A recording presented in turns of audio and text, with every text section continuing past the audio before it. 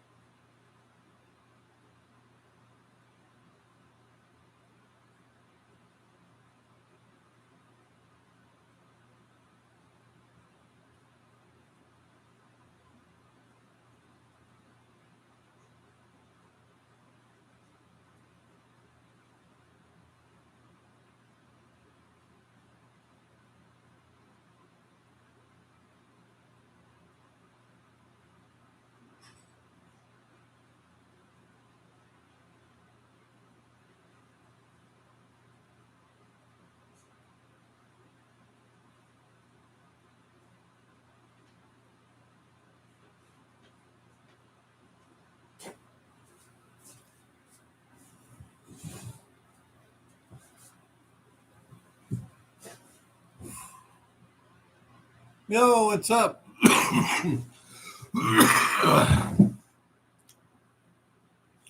do we got? What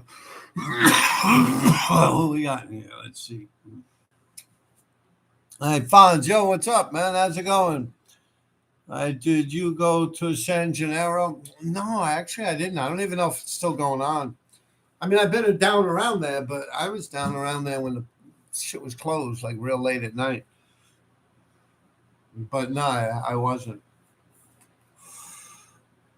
I'm supposed to call PK, as he wanted to know how when I go live, to let him know, because you can never find me, he said.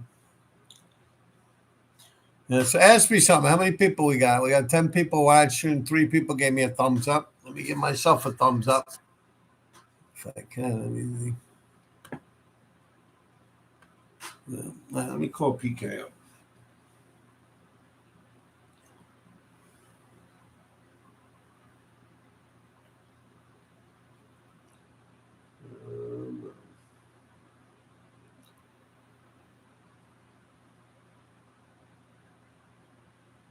Should be most recent.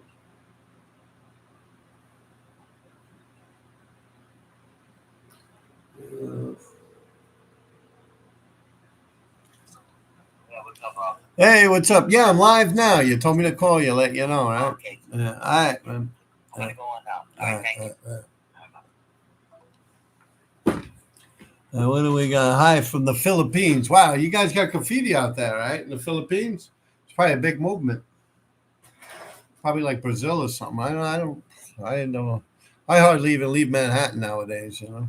My hair's a mess, right? Kunsta K from Texas. Yeah. To ask me something.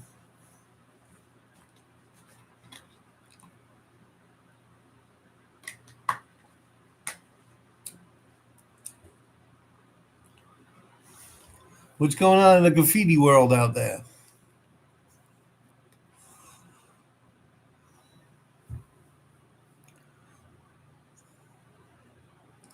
I write graffiti in Texas, but I work with Filipino folks. I picked up a little of their Tagalog. Homer, from Texas. Yeah.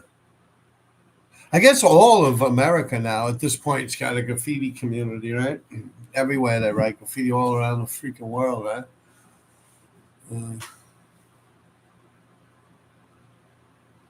Let me see how many people we got. 12 people. Hey, Rob, what's good? How about the old time days in Astoria, Queens? Yeah, I used to hang out in Astoria a lot. I just hung up from PK, and I was telling him I'm going to go live, so he's probably in here somewhere. Yeah, Astoria.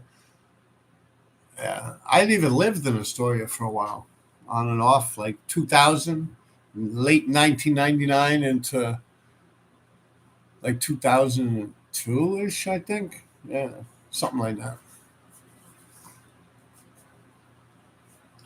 But early on, yeah, in the 1980s, we used to break into this factory that would have these big things of ink. And we'd steal the ink and shit like that. Yeah. So what else is going on, man? How's everyone's summer? See, I hate to come on without a topic. Maybe I should think of something to talk about, right?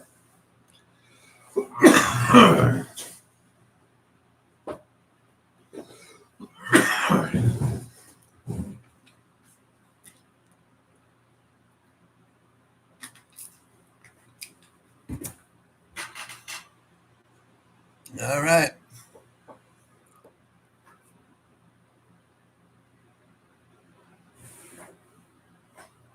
So give me a topic, man.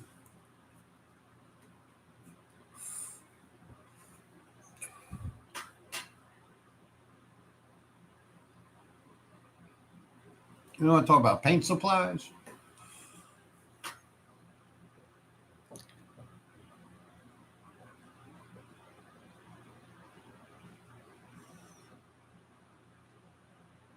You didn't talk about markers, paint. Ah, come on. You got nothing to talk about. Let me think of something to talk about then. We talk about the trades. I've already done all that, man. I'm running out of history. I got to start making more history, right? Running out of things to talk about here. You hit many roofs back in the days. Yeah, I've rode on roofs. I wouldn't say before it was a thing, but yeah, I rode on roofs early. People used to get the roofs all facing the elevated platform, the elevated train tracks and shit when they go by. In whatever area or any neighborhood, and it don't matter what borough. My area, we didn't have trains that rode up high, but I had a lot of roofs in Manhattan, uh, also Queens. I caught a couple roofs. The Bronx, I remember with D3 at a young age, catch some, and not that young. I was about 20, 21, because the subways died. I remember on the 4 train, we went out on the roof. I remember hillside bedding with Wild. Did that roof too, hillside bedding in the Bronx. Climbed up on that roof. That was pretty wild. It's like a Jamaican neighborhood. At least was back then. I don't know about now. Queens. What was the best dollar cans? Well, there's only $1 cans that I knew of, and I actually have one of them sitting. There was only one company that I knew that was really like a dollar, and that was that shit that they used to sell at Home Depot when the Home Depots first started popping up in neighborhoods. But they had other cheap shit. Like you could get stuff, but I remember it actually be a dollar, like $1.49, $1.50, something like that. And I remember back too, and like a regular can of paint was $2, $2.50 for like a can of Krylon or something, or a can of Rusto. Rusto eventually a little bit more, but it was worth it because it was oily. Still trying to see if I have it yet.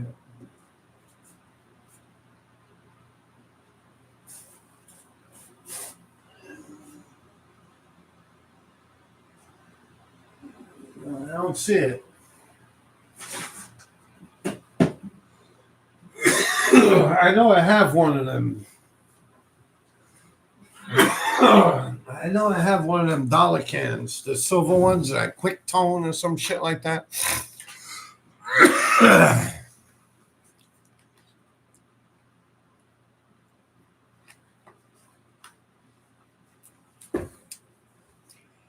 So I don't know many brands that were a dollar.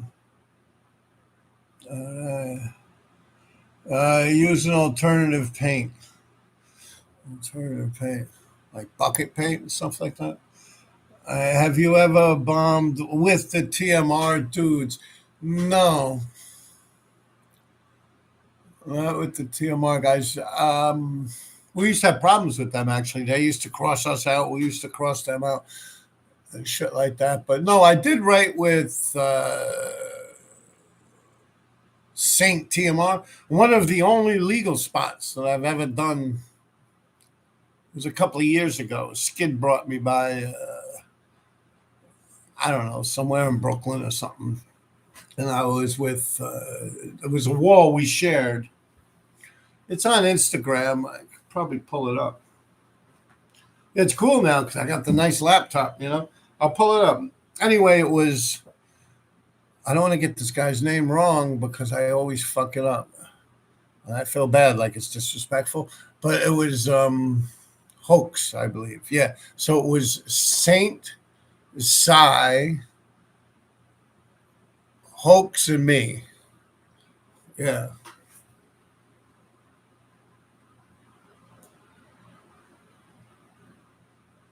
I'll see if I can find it real quick.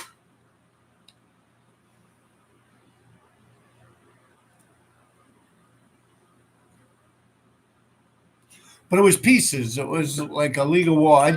I did like a blockbuster that would that had like an RD piece that was breaking out of the blockbuster. Yeah, I thought it was cool.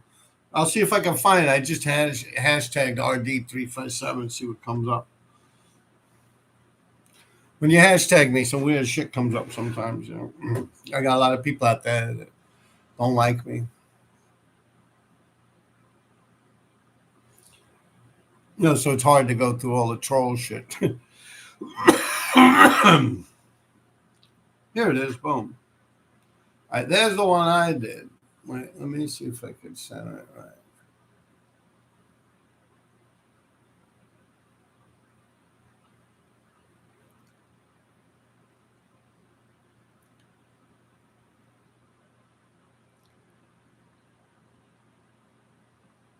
Trying to get it good for you.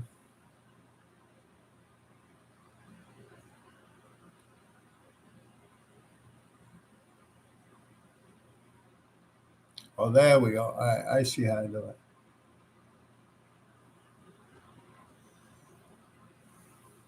I'm sorry, guys. Yeah, I'm all fucking, I'm stoned. I'm smoking my weed. I'm like, hey, yeah. Give me a minute, all right? Come on, man. You guys gonna be fucking with me.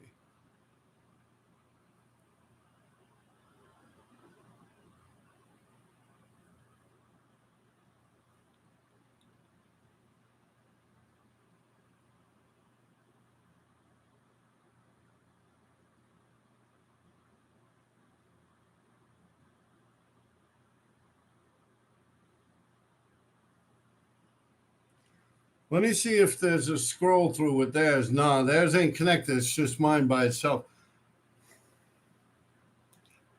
Let me see if I can find it with what they did also. Like multiple shots of their work also.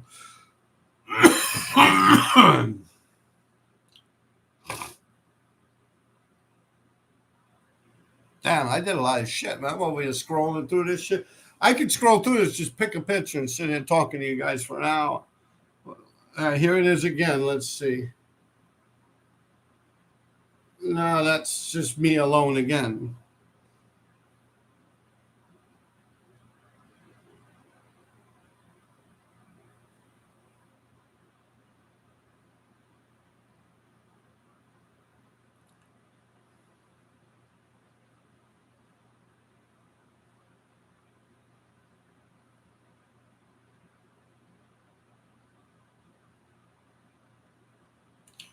Oh, man. That's a funny one, man. Some of these fucking memes about me are funny as fuck. Yeah.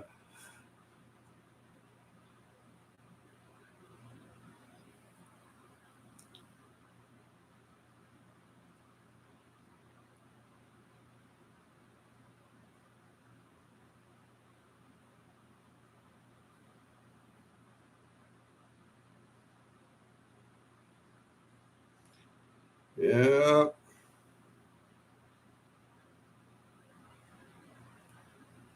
I don't know. You guys could look for it yourselves one day. But yeah, it was somewhere in Brooklyn, and it was a legal wall with Saint, me, Psy, and Hoax. What do we got? Let me scroll down a little here. It was nice too. It came out nice. From the Philippines, what was the best dollar cans? How about the Days of Tishman? Yeah, that's a good one there. The Days of Tishman. What's up, PK? Yeah, what do you want to know about those days? Let's see what else we got. You hit many roofs. Da da da da. Dollar cans were never great. Dollar cans were never great if when it comes to quality, but you could rock a solid black. I fell. You know what was good with those dollar paint? A lot of them Lower East Side guys used to use it. Was the silver. It had a weird smell to it, any different than any other can. I forget the brand. It had like a nauseating smell to it.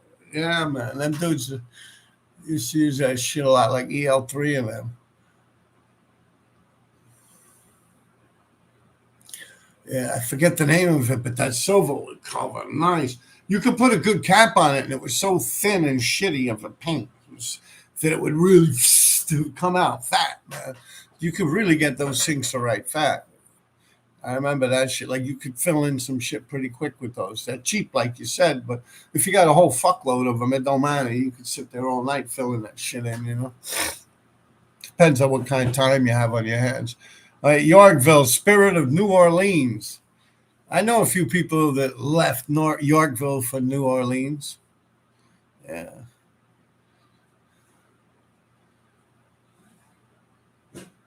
A lot of people left here in New York, where I'm at now, in Yorkville, as they were saying. Just the way New York is. But I don't know, where would they go to? I guess Florida or something is where they are going to, from what I could see. Yeah, color place. There was also like that town and country. You had Touchstone or something like that. I wasn't good with all those little names and stuff. Like for instance, on the Star Wars movie that I was talking about in my video. I got paint all over my hands. You know me, shit. Even when I'm not writing, I'm writing, right? Yeah, but what was I talking about? Something about the Star Wars, right? Yeah, in that movie, the video I just did about Star Wars. A few times I said like wild style and by accident. You know what I mean? People, oh, look, he said this, that. And I really don't. I don't know, when you're out there living it and writing graffiti all over the place, and like even throughout those eras of time, it's kind of like you don't sit there looking at the shit. You're out too busy doing it. You know what I'm saying? So I really didn't follow the genre too much like that. As far as it goes with collecting books and watching these movies thousands of fucking times, because I was living it. You know what I'm saying? I don't know. There was never no reason for me to sit there. I mean, unless there's something that I liked, like a writer that I thought was doing good or something, I really didn't give a fuck. I really didn't pay attention to them. But to me, it's just, another dude running around with spray paint. Like it's, I don't know. That's one thing I never did that I notice people do now. Like I ate shit and slept it, but in a different manner than like nowadays. People are more or less trying to obtain information and be able to have gotcha moments almost. Oh no, you're wrong. This guy started and this and that, and it's all like a debate or an argument or something. And collecting this and collecting that and shit. I remember Chance. I think, yeah, Chance, the guy who writes Chance. And he gave me a can of hot pink spray paint. And I didn't realize on eBay these things are hot, highly sought after. Well, the next time I'm speaking over, he's like, yeah, that can of pink. I believe it was him. I'm like, yeah, I can't pink. I wrote out he gave it to me like that night. I went out and like wrote on a bunch of mailboxes with the shit. He's like, oh, this that. I was like, what the fuck you want? What do you think? I'm gonna sit there hold on to it like me precious? I don't know, man. I think There's a lot of people out there that they have rooms full of paint, but they're not up anywhere. Then you got people who got nothing around, up all over the place. Like if you got a bunch of paint in your house, you're not up in the street, you're doing something wrong. Or back in the days, if you're not up on the subways and stuff. I don't know. There's enough things to collect in the world to start. I just gave away all, like I was saying in my last thing. You see the NE behind me there? That I didn't give away, but I like all the street signs and shit like that I have. You can see it, right? Yeah. A little light shining on it, but you can get it. All the stuff that's, yeah, I've actually been downsizing, getting rid of a lot of shit. Even like black book stickers, all that stuff, I pretty much give it away. Yeah. All right, Yorkville, Color Place, Red Devil, Touchstone, TMO. Like it's not like a coin collection. It's not like you're collecting fucking gold or something like that. I don't know. That's just in my eyes. I don't think much graffiti would be worth anything after a certain point. Like right now, yeah, the bubble burst, but the shit that people are buying is from the people that really weren't doing shit. They got a good talk, they're a good salesman, or they went to college and they learn how to manipulate the system or play the system or be part of the system, I guess. They always say that too. As far as it goes with artists, it's like a type A personality and a type B. The same with like rock musicians or rappers. It's pretty famous. Like, yeah, they're good at. I don't want to use rapping because I don't know much about the fucking genre. But say you got a rapper could sing and all, but how does he book gigs and get, this guy needs like a manager or something like that. It's important for someone that has a creative mindset. Like me, I'm not too good with numbers. Like you're either like an articulate mathematical type mindset, or you're like, like free-minded thinker. But there's people that can mold the two together. Like I see a lot of people out there selling shit that I'm like, what the fuck, man? I'd even hear things, but then again, that's another thing. A lot of these people, and I do mean a lot, they're misleading. They're just downright lying, about when they started and their accomplishments in the graffiti game. It's just downright fucking lies, man. It's like some Hollywood fucking movie or something. Like listening to some of these people, I'm like, get the fuck out of here. I could blow up a lot of shit, but maybe I will one day. I haven't scratched that off my list. But I've spent the first 2 years pretty much talking to you guys about me, and explaining who I am and what I've done and through my journey from a child growing up in New York City and writing graffiti. So once you see that, and after I'm done talking about that and beating that horse, and you can see that I'm qualified to talk in these areas, then I can start running other people down, First, it takes a couple of years to tell you guys who I am, but we'll get there.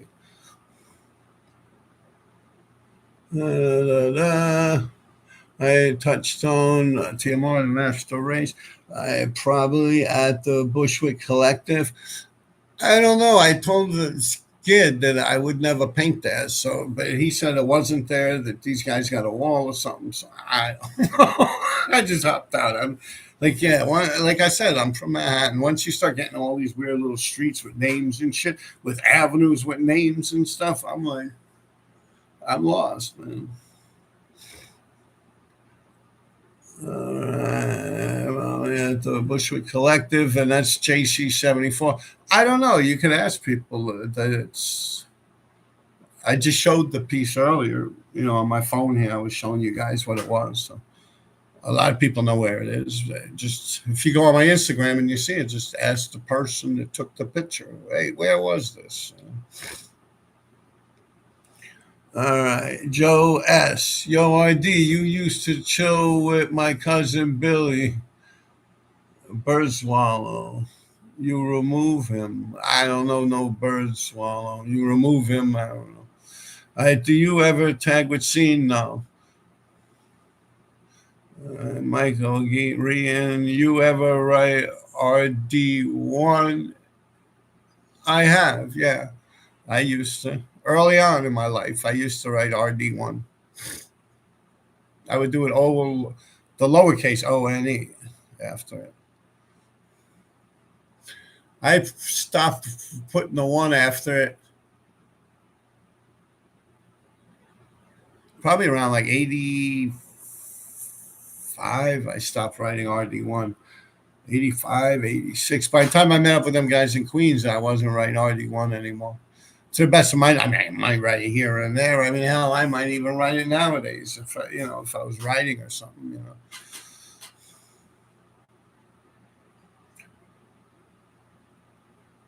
Donzo Maggio, salute RD 718 Mott Haven, the Bronx, 145th Street.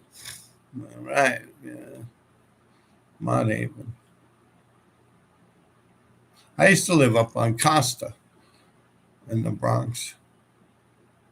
So like 2007, I think that's when I moved out of there.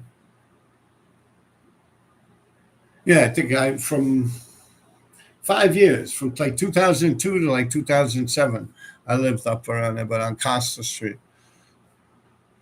Hello, ID. Nice to hear from you. Hey, what's up, Asa? How's it going, man? All right. Big old Ralph. I heard a story from a Hunted P about how D3 stopped Chinese mom. And I don't know what you're talking about. You see what happens here, people. I talk my mind. And a lot of people have problems with me in my life. When I was writing graffiti, even from back in the days, you got some of these people fucking even older than me in their 60s. They'll come on under a fake name, just because I abused them when they were younger. Or if not, even if it's got nothing to do with graffiti, just I've noticed on my views with, when I was talking about Trump, when someone said Trump was coming up to the Bronx here, I'm like, yo, I'm with Trump. I'm 100. They're like, what? People's minds were blown by that. They thought I was like one of these liberals or something like that, like the Democrats. And, once they found it, like, no, ID can't possibly. I mean, what the fuck you think, man? There's two fucking genders, man. Like, you bugging? Like, what the fuck? The what? No, you got your man and you got your woman. I mean, ever since the fucking creation of man himself, it's been man and woman. Like now, all of a sudden, in 4 years, you people don't even know what the fuck a woman is. So, with my beliefs on that, and I believe it's the beliefs of the world from the dawn of time, not even from the dawn of civilization, the dawn of fucking time. It's been like that way. And now, all of a sudden, like in 4 years, I'm supposed to like just act like none of that exists. And all of a sudden, like there's like quadruple trillions and billions of different fucking genders. I'm like, no, I'm sorry. I can't get aboard with that. So with my simple logical thoughts on that, considering I'm in my 50s, late 50s, and I just refuse to believe this shit, all of a sudden people get mad at me. like, yo, since I was a little baby boy and I came out my mama's vagina, it's been boy and girl. Now I'm like, nah, you guys, something went wrong here somewhere. I don't follow the politics. I never did. And I'm going to be truthful with you guys. You try to be offensive towards me. If you think you hurt me with your little words here or something. Well, I saw what was going on with this Letitia James. When she said he's too male, too pale, and too stale. I'm like, I'm male, right? I'm pale, right? And I'm stale considering my age. So I'm like, something's not right here. So I started seeing all this crazy shit that was occurring. And I'm like, I'm going to vote for Trump. Yeah, and all this, that. And, I never voted a day in my life. Never, ever even thought about this shit. I'm like, whatever. I'm just out here doing me, man. Little old me, I didn't think my vote matters or counts or any of that shit. And I was like, wait a minute. Oh, no. And I voted, I registered myself as a Republican and I voted for Donald Trump. Donald Trump won the election. That's it. I got nothing more to bitch about, man. I'm fucking walking on sunshine. I'm chilling. So I got nothing more to bitch about. I'm good, man. So I don't know what else you could say about that. I probably won't ever even think about politics again in my life until it pops up to become some kind of a problem to me. And that's when I'm like, wait a minute, I got to cast my vote. If that don't happen, I go back into the shadows, just living my life until I die. All right. So, yeah, you can do all your little fag shit you want. Doesn't bother me, is what I'm trying to say. Like, where are we? Facts, the real deal. Did you ever rack up at the Paper House? Yeah, now you're bugging me out. The Paper House is a stationery store. Yeah. I remember the Paper House. There was a chain of them. I was actually just on one of my shorts.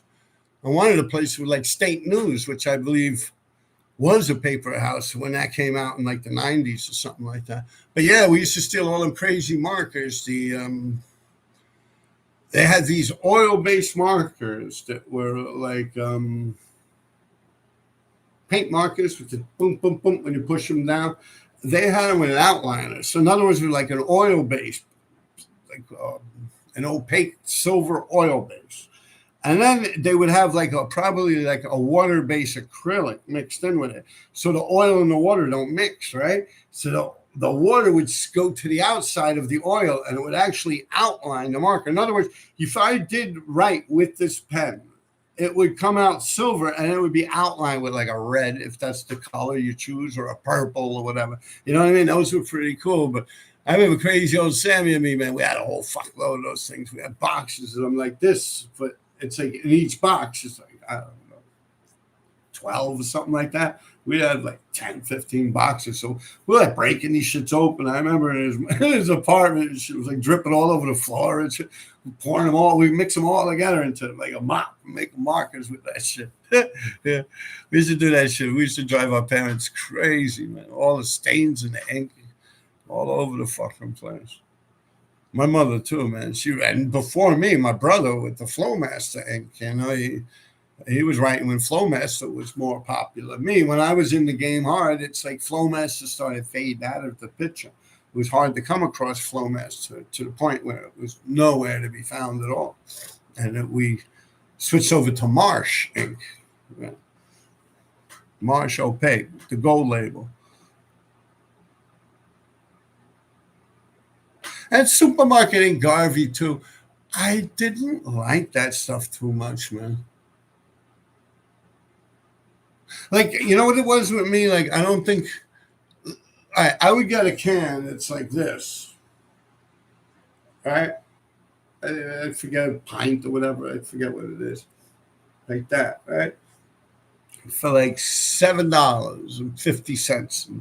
The Station Art store, it was in Canal Street train station. It was actually in the station. You would go down into the station to enter this old art store. And I would go in there and I'd buy one can of that shit. It's almost like yeah, it would be like this and like that tall. Like a nice tin can of this shit. It would come with a little nipple part you'd screw on, And I'd get two of those things. And I tell you, I only have 2-letter tag. By 85, when we started writing 357, and I would write that every so often, but not so much. But 2 of those things ink would last me for like 70, 80 cars on the insides of the subways. I'd be able to go through the whole fucking layout. Yeah, from the beginning to the end, from the first car to the very last car, the whole fucking layout. I'd be able to do 2 of those cans. Yeah, and I'd be able to do it pretty fucking good too, man. Believe me. Like I wouldn't be sparse. Like I would get up like 15, 20 tags in each car. Yeah, as I'd move into the next one. And, I'd get about a good 10, 15 tags in each car. And I'd be able to hit the whole layout with 2 of those things. So as far as it goes with getting that purple shit, people used it more or less to thinning down their shit. But I realized too, on some of those letter lines, if they buff you, like it's kind of like a dye, so it kind of gets into the actual paint, like it embeds itself in the actual trains paint, like it's actual raw paint, like it dyes into it, like a it's hard to explain. It's like they scrub it out no matter how much it's still there. Eventually it goes, but they go through a couple of buffs with that shit and it stays in there hard. But the Flowmaster too, that shit was nasty shit, man. The same with the Marsh. The Marsh will melt like something like this. If you put Marsh in something like this, yeah, this shit would melt. Like it would be, you would go to pick it up and your hand would go right through it like this. It would bust all over your floor. Eventually it would just sag down like this and bust. Yeah. Believe me, I've made a lot of mistakes in my life with shit like that. Yeah. Yeah. Where else were we?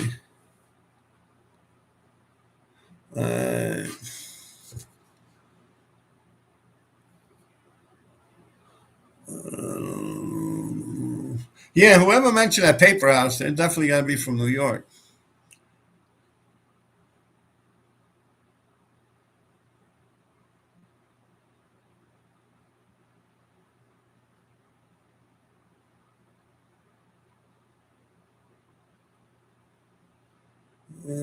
Yeah, paper house, right? You remember that shit, right, Asa? Yeah.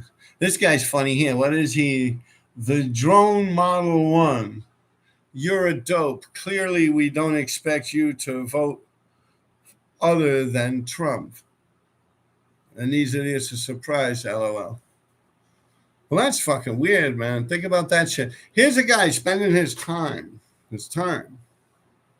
watching me, a dope. Jack Alexander, yo, what's up, dude? I still got that painting here, man. Yo, hipster street artists can do all the gaffish, like RD said. All right, my guy is a 70-year-old. You ever get out to paint Lois? Super bad. Well, check this out. You're over here. The shit. Let me rethink this thing. Dumb. Yeah, you're referring to me as a guy. You know what the craziest shit is? In your fucking weird fucking world, I could be a guy right now and then just go like this. Bow! I'm a woman. Yeah. Hey. And then I'm a dude again. Like, you're fucking nuts, bro. Hello, I'm sorry. I just can't follow that shit. You're nuts. You're nuts, man. Seek help. All right. Tunnel Stationery before the store on Canal Street in the 1980s. Yeah, that's right. Asa remembers that shit. Yeah. The Manhattan Bat. All right. All right. The fat kid in Brazil. Is RD still riding a bat bike? All right. Actually, oh, yeah, I wish I was cool as you. Yeah, it's hard, man. Not everyone could be cool like me, man. Yeah.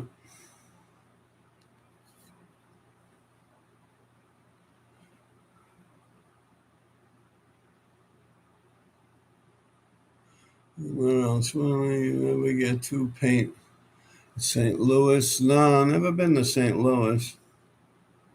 I never really got out of here much at all. Yeah. I haven't, since I had my child, was raising my kid, I've pretty much been, New York. Yeah. But no, I've never been to St. Louis. Tunnel Stationery Store, yeah. I need the Dragon Breath. Whatever happened to Penis Breath? I don't see him coming on. Well, one of these guys probably are Penis Breath. Let me see how many people we got on here. 38. Yeah. Well, ask me something, man. I don't know, though. I'll pick one of the pictures out of the thing, like I was saying, when they went to look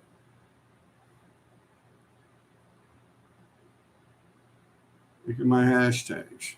I'll just scroll through one of them. Right?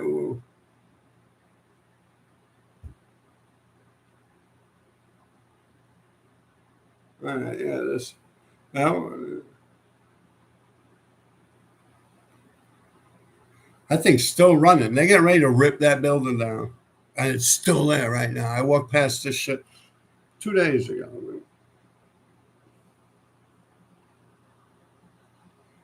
Still there, man.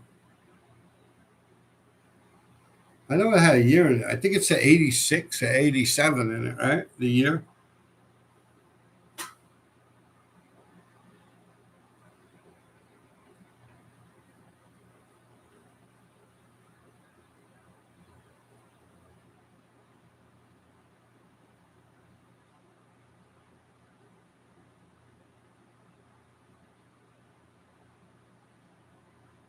Another cool one.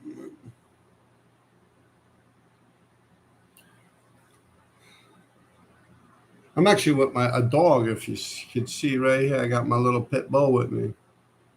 That was the freight train tracks up in the Bronx when I was living up there. I was kind of just going there, fuck around when I'm bored. Let's see what else. I'm still trying to find, the Saint TMR. You guys were asking about the side, a hoax. Yeah, here's one. That's sad one. Yoke City Mob. Who knows about Yoke City Mob? Yeah, poor Joey, man. Look at Joey. He's taking a piss while I'm painting. This was on that Prodigy album cover. Was it Prodigy?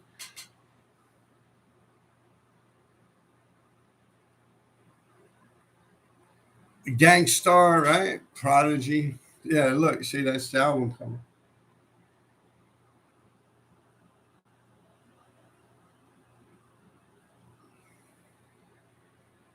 I believe it was called the group was Gangstar, and the album cover HNCB or some shit like that. Prodigy.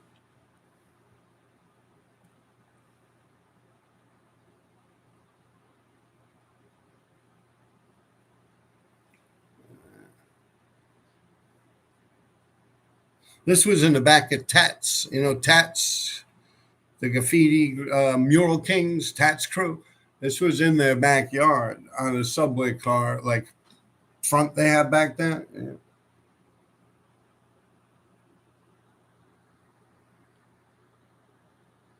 I gotta move it like this. I'm trying to get it so you guys can see it. There it goes.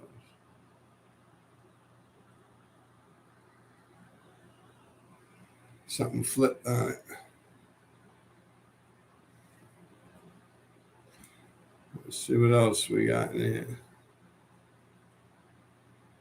All right, you gotta do a hashtag. Right.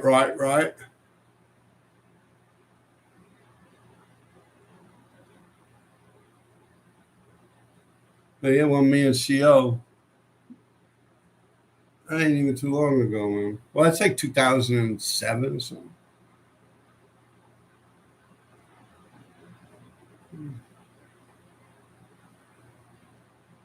Look at this. This is the stage of CBGBs back in the days.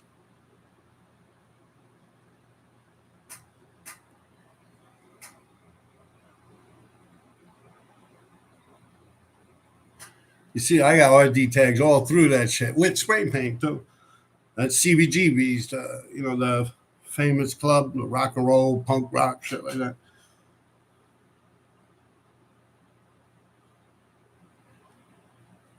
The Metro North train tracks. That's fucking big too. That's still running. That's still up there.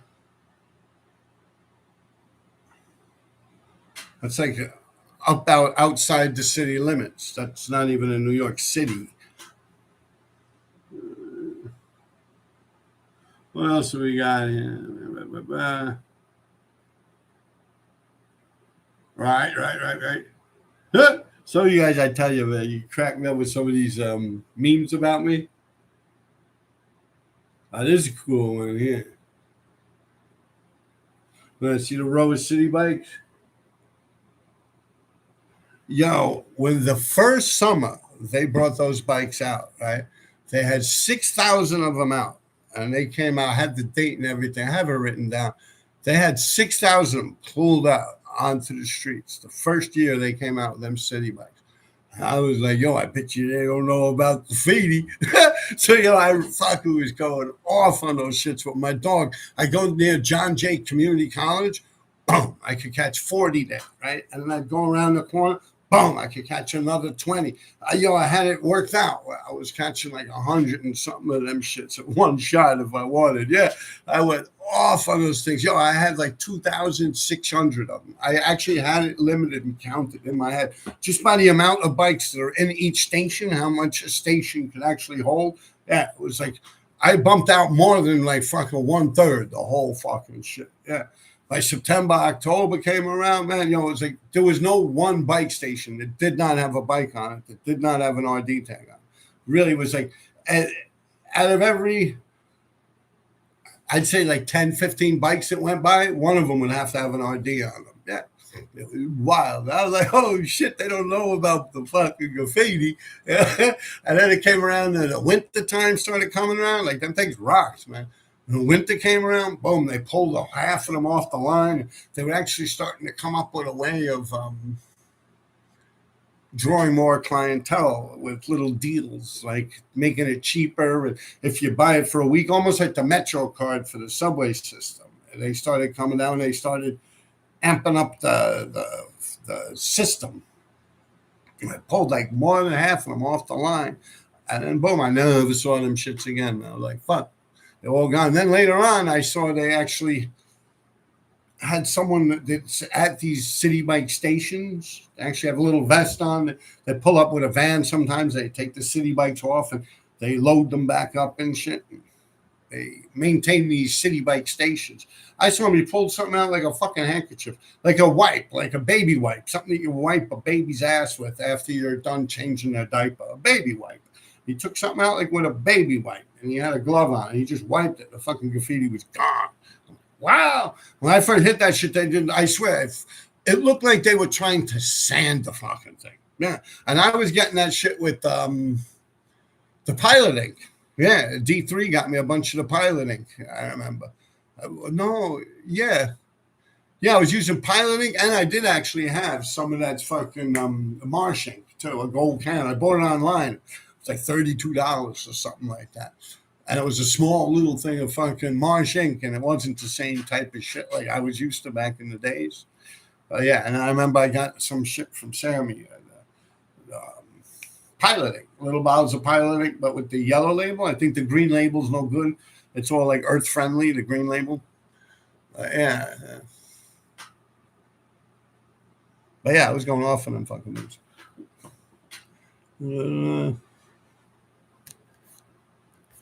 Let me scroll all the way down. Hype, hip hop, punk movement. Yeah, he probably don't even care about none of it. Still bumping the classic rock, I bet. Wow, bombing. LOL. Yeah, man, I love my rock and roll, man. I listen. As crazy as I get, is probably up to about Guns N' Roses and back. I love Red Hot Chili Peppers a little bit, and then but yeah, I'm into like, I don't know, Robin Trower, shit like that. Santana, I like. Santana's good. AC/DC, Ozzy Osbourne, of course, Black Sabbath, stuff like that. Rainbow, Deep Purple, saw him a few times. Richie Blackmore. I even saw Billy Squier, like 1982, 83 in Madison Square Garden. I saw a lot of rock concerts. Hell, I saw Guns N' Roses at the Giant Stadium with OR. I thought he was on here before, but it's a different person. Jack Anderson, I thought I saw it as Alex real quick. But.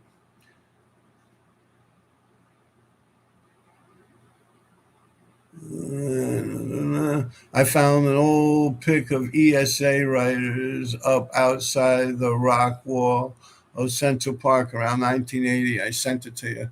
I don't know if I got it, and I'll check it out. Yeah, East Side Artists, ESA. That was ESA. That's ESP before ESP. And later on, I guess you could technically say it became 357 in a sense, But yeah, it was Easy SA, Fatal Frank, Frank Dewey, right? And yeah, Radar, which was Frank Mallon and Shaker. And Felon was Frank Dewey. And yeah, Lace. And there was a bunch of them. Hunchy Hoy, Hoy's brother.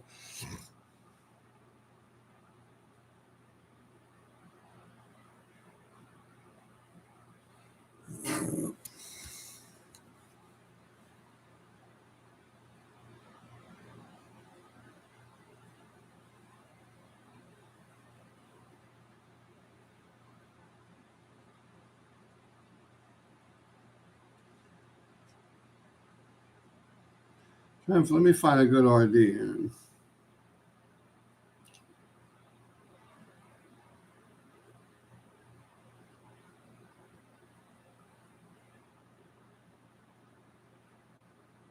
Yeah, here's a good one. Look at that. That's in that show that was on Netflix. This picture. I don't know if it was either Daredevil that picture from or the Defenders. I had tags in both of those things. And those things is recent, man. Those things just came out, you know?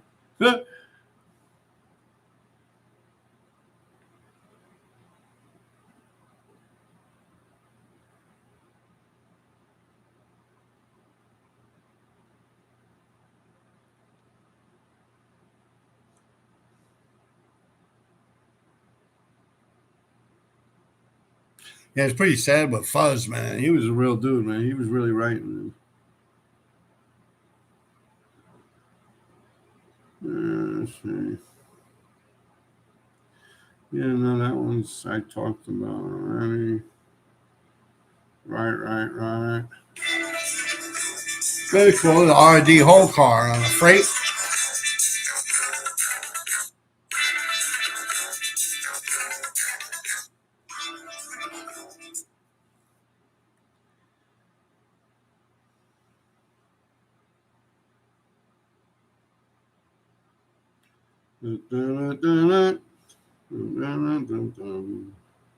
I'm still trying to find those old whole car R&D. Let me see where it was first. One, two, three, four. Yeah, that's like the double R back then that goes to Ditmars.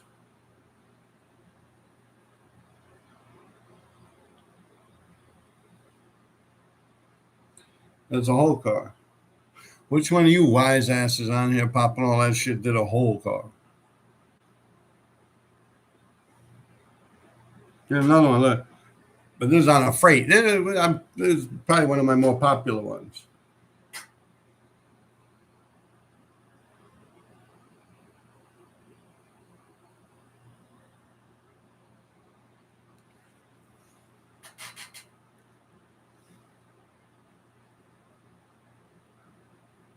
You know, I'm always talking about Tishman Lamp. Look, there's a picture inside Tishman Lamp, but I don't know who the hell that is on the train tracks. I have nothing to do with this picture.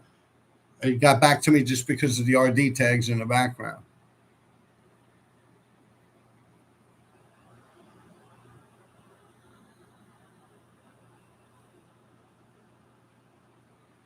Got a lot of good people up in that picture. Is that Basquiat movie?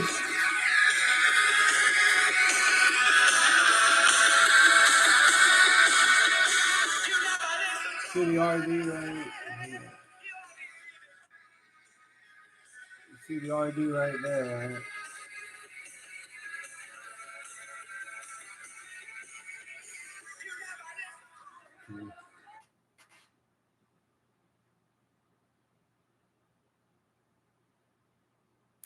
Here's a whole car. Ven did. You ever heard of Ven?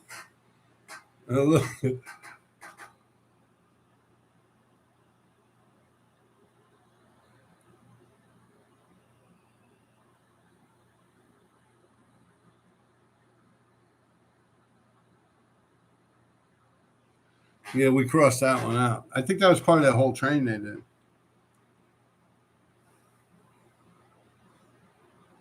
Here's another shot of that one. I remember I was telling you it's on the Metro North tracks. I always catch some Metro North.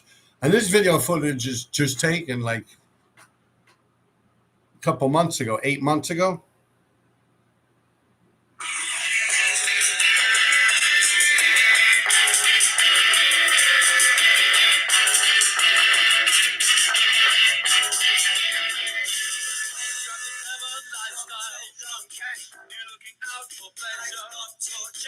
It's at the end of the rainbow. White noise, the happy ever after. White brother behind the daydream. Got behind the daydream. The happy ever after. It's at the end of the rainbow. We got the root of the problem. It breaks your new dreams daily. Father's contradiction. I just realized this song is probably going to get me fucking fucked up. But I don't care. I'm not monetized anyway.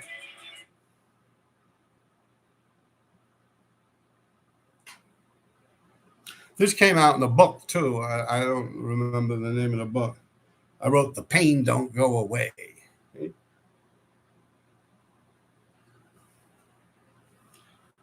That's on a B train. That other one might have been a B, too, but it could switch to an R. This is a 2 and the 5 with Lace. You remember that movie, The Expendables? Well, the very first week that movie came out, we did this in South Bronx, 2 and the 5. You ready? I'm from where anything is possible, nigga. Where we at with it? It's possible when the obstacles and the odds is against you that you face with. Impatient, but I had to take it back to the basics. Fresh out the U for your couple months in that placement.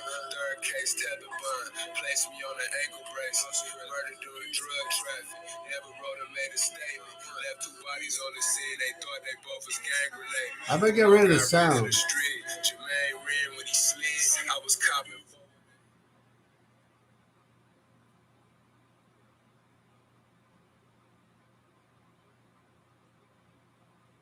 Get rid of the sound. Here, yo. Huh? You want me to do a little sound for you, you little fucking fairies?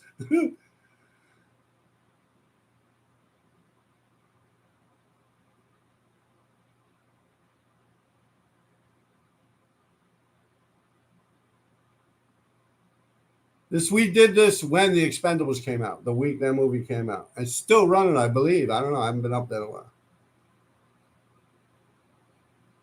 The Expendables. See it in the E?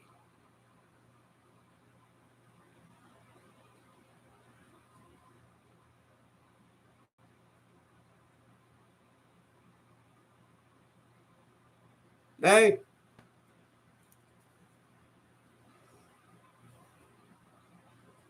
Look at this Hagar the Horrible. You guys know about Hagar? Arg.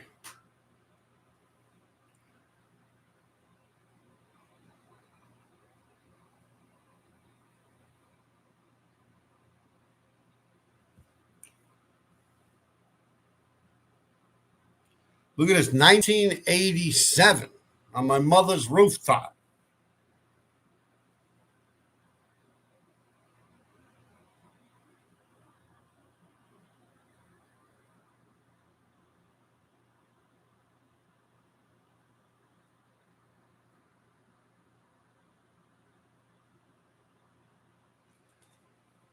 $1987. It's dated. It says 1987 in it.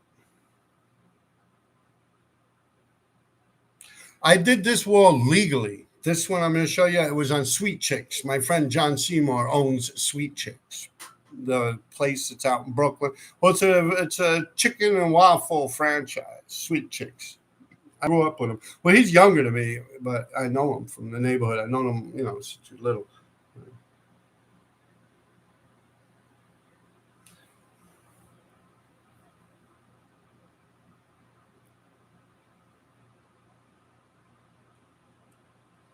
This was Turkey's truck. I often talk about Turkey, right?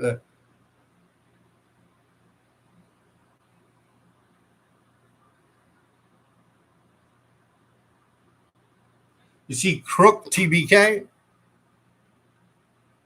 Yeah, look at the front tire.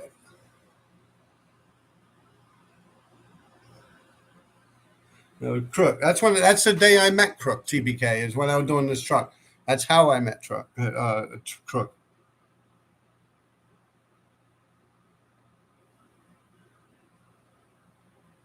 I don't know if this is a 2 or a 5, but it was probably a 6 once. And Keys did a piece, and you could tell me and Lace had the outsides. You see the RD there.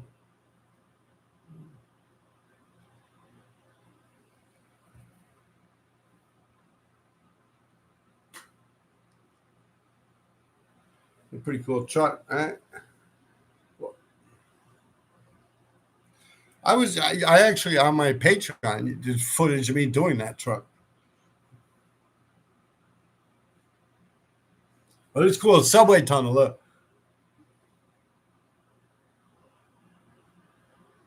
RD Lace, RD Lace, RD Lace, Lace, RD Lace.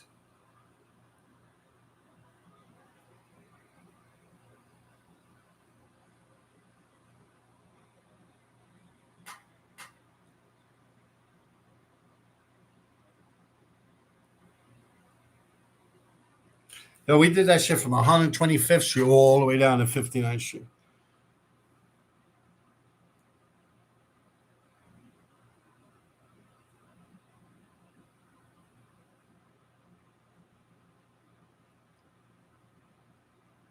The movie Ghostbusters. You guys ever heard about that movie, Ghostbusters? Look at the mailbox.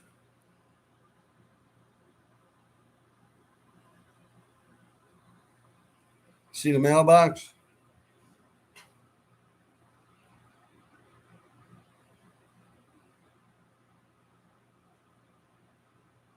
This was between Spring and Canal Street.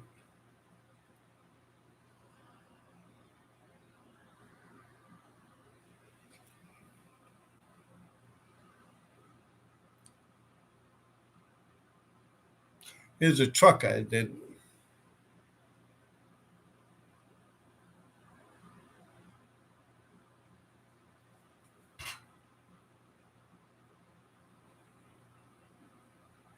They were my little floaties. I hated doing this shit, man. I used to do these because of right. And damn, PK was just telling me, PK's in there, man. He was in here. I don't know if he's still in there now, but yeah, he was just telling me him and Wright were hanging out. They were gonna come by, but they didn't bother. Well, they didn't get in touch with me. They tried to call. Hey, look.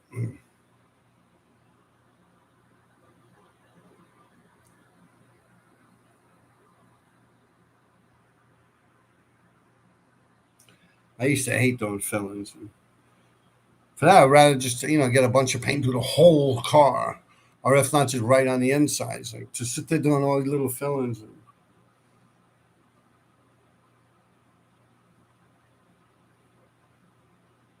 Here's what you asked about.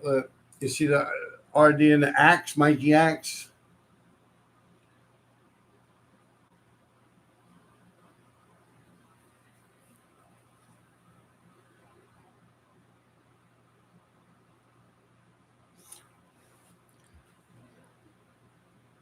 Here's better footage. Okay. Here's another tunnel that someone else took with better footage.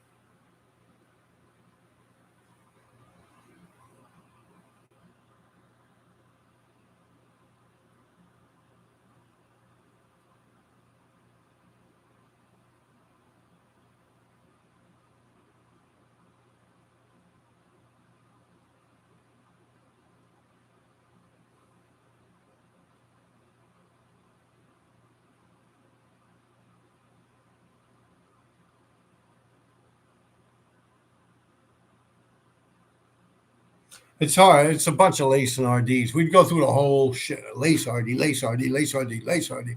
Those big pounds, man. I remember the shit was like $250 each for one tunnel. It was like $500. Those big pounds, man. Well, now no one even takes the subway. Someone was asking me about that on here. I was like, well, no one rides the subway anymore. That's why I don't see any real reason in writing around them areas anymore, in my opinion. Like, oh no, what are you doing? People, of course, people die. I mean, of course, people take the subway, but the people that I'm interested in, that come up through my era and stuff like that.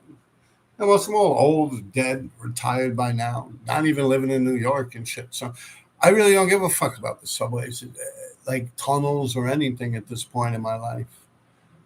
Yeah. At one point it was different. I'm like, oh, if can't ride on the trains, we're gonna ride on the fucking tracks. I get it, I understand, but I guess that's when I was a younger man. I mean, I was saying just not too long ago, and I believe I was wrong. I think it was my last video I did. My last live. I was talking about being a tunnel like 4 or 5 years ago. I actually sat down and thought about it. It was actually like 9 years ago.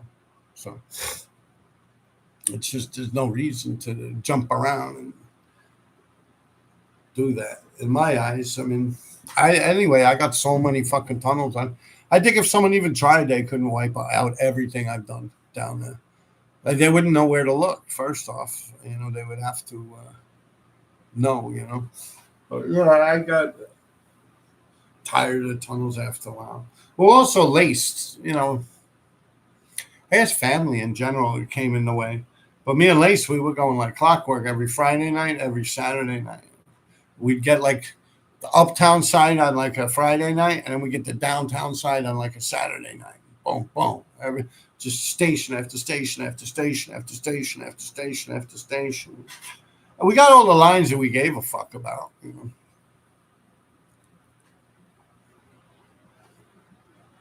I mean, of course, we had bigger aspirations or intentions. Here's footage of me doing that. Sweet Chicks, John Seymour.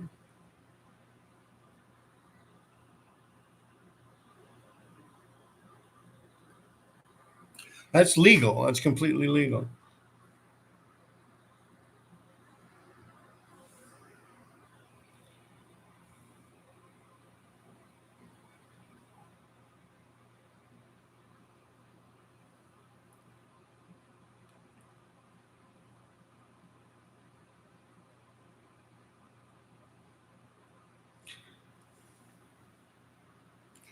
You see how I like that fat fucking outline? People always say that too, but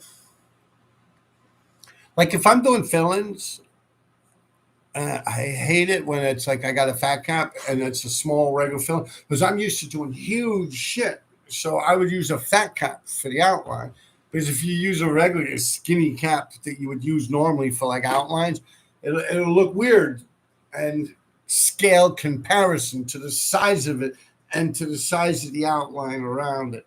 Plus, I would like to do it thick and dark. So I had a lot of beef. A lot of people would cross me out too. So I would always go over that shit a couple times, nice and thick. Sometimes it would actually come out almost sketchy looking, like it's sketched, because you're supposed to just wing it once and keep it moving.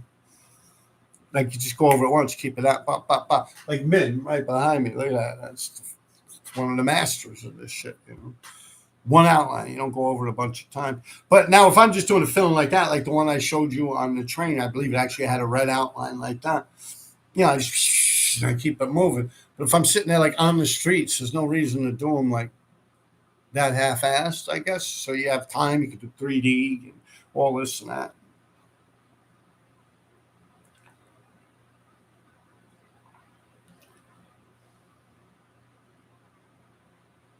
And this is old. This is like 85.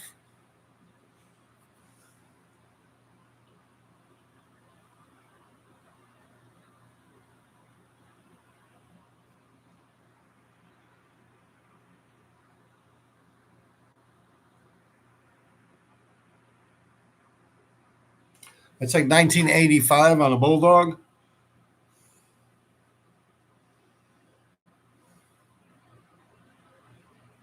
Me a funny picture. This is me. That's me. Right here is me. That's Shannon, I believe. But some say that's Lauren, but I believe that's Shannon. And that's D3, and that's Wild that's with him.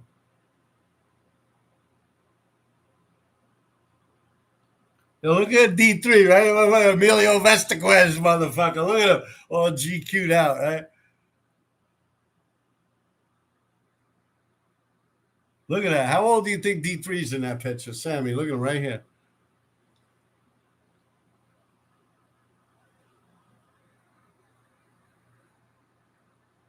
Look at Crazy Old Wild. He already had a mustache back then, man. A hairy motherfucker. What, you got, a gun? All right, let's see what else we got here. There's a good one. Look.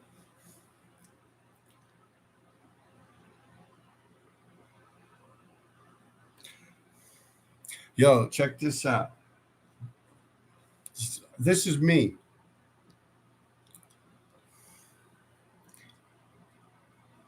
Right here. That's me right there. See that little white dot? Right there. That's me. I did that shit in 87, 89, and 94. I did that thing 3 times. Yeah. I'm pretty sure those are the years. And it's huge. It's like more than a city block. And the Rats year was 27 or 17 feet off the ground. And we didn't have none of that fancy shit you guys got now. Yeah, look at that shit.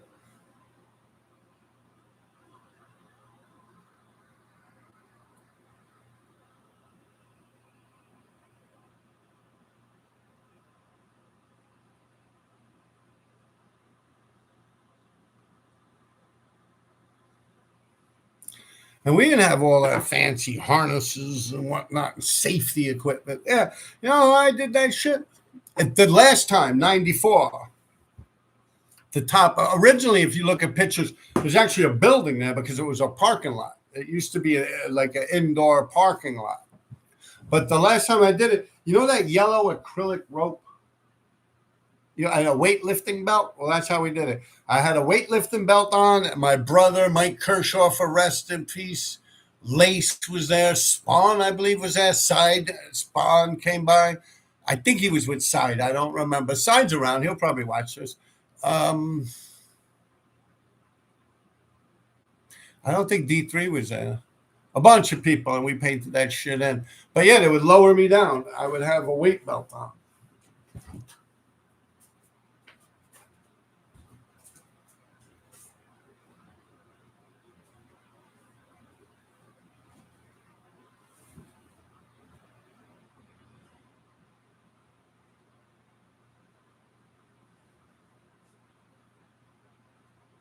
Do you know what a weightlifting belt is?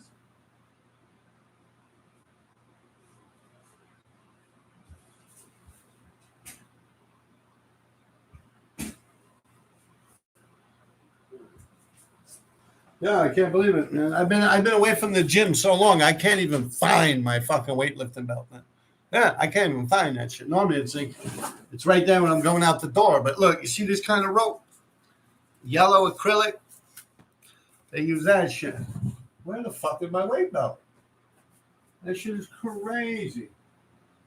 It's like one of the most important things I own. But yeah. We would use this rope. They'd loop this around me, around a weightlifting belt, and they would lower me down.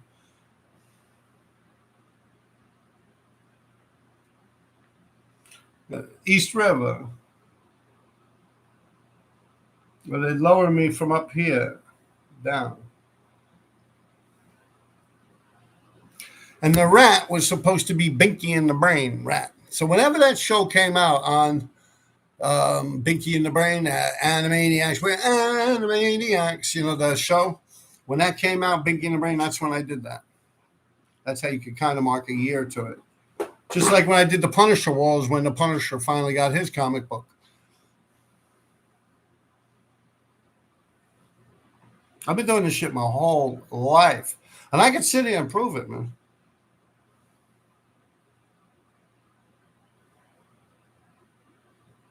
The insides of a 6 train.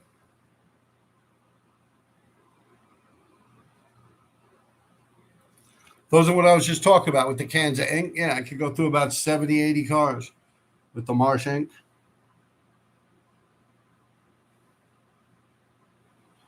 This is a nice RD outline that Lace did. Look,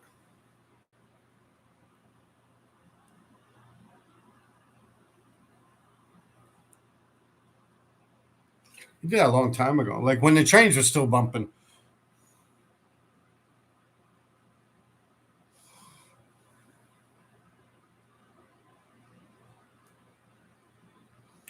I don't know. This was like in some magazine or some shit.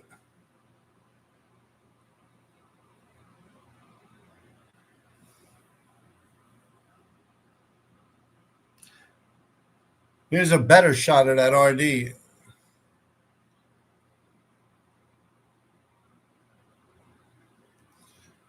I believe it's a B train. No, that would be a double R. I don't even think the Bs were around back then.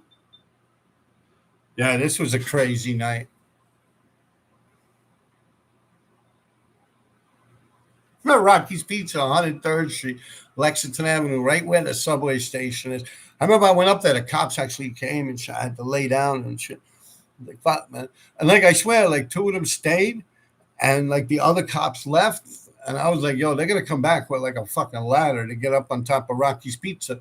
Because there was a lady who was bitching to me from the window, you know. So then she came out the window and she was telling them, he's over here. He's like, I'm hiding behind this, like a ventilation duct piece of metal that comes out. But back then, wasn't really like the industry it is today. These things would be all covered up with tar and shit. You know, they're not all shiny like nowadays where they keep them fixed and shit like that. Back then, it really wasn't like that.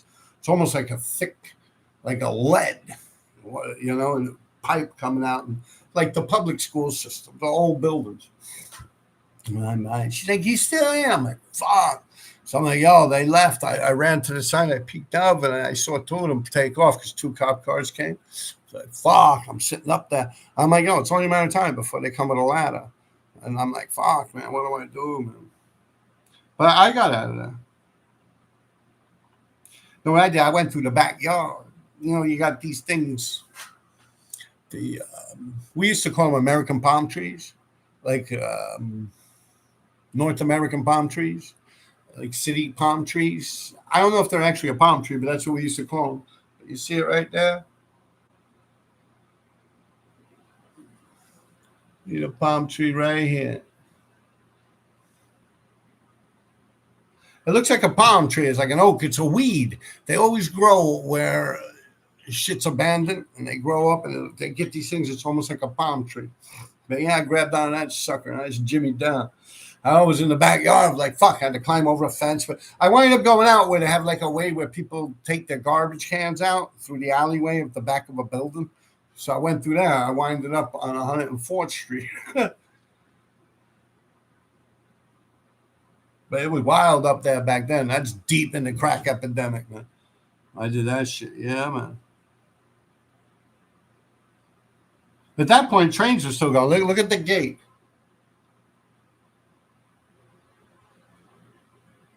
I think it says this escape bars, which is up a lot around there. Probably Deep Freeze with Sub Zero, the guy on YouTube. I don't know if he's still on YouTube anymore. He was good friends with Alpo. Well, he talks about Alpo a lot. What else is there? Maybe a pre-suite. It looks like there's also a pre-suite tag. And this would probably be before the Easy and Jaws and all them guys were out there. Well, I'm not saying before they were writing, but if it was a couple of years later, they would have this gate, you know?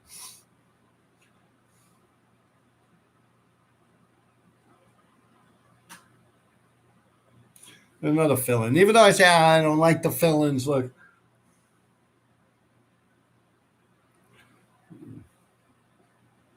it go for, so that's like a letter line, definitely. Because go for had a tag, that, fill in. Hey, here's me and Cap, Cap MPC. Like,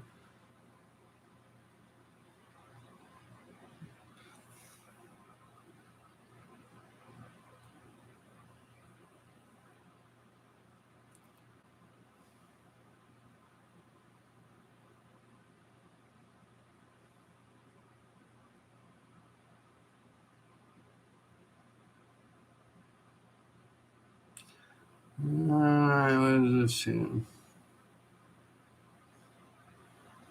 I did this when there was a building there. This thing ran for almost 20 years.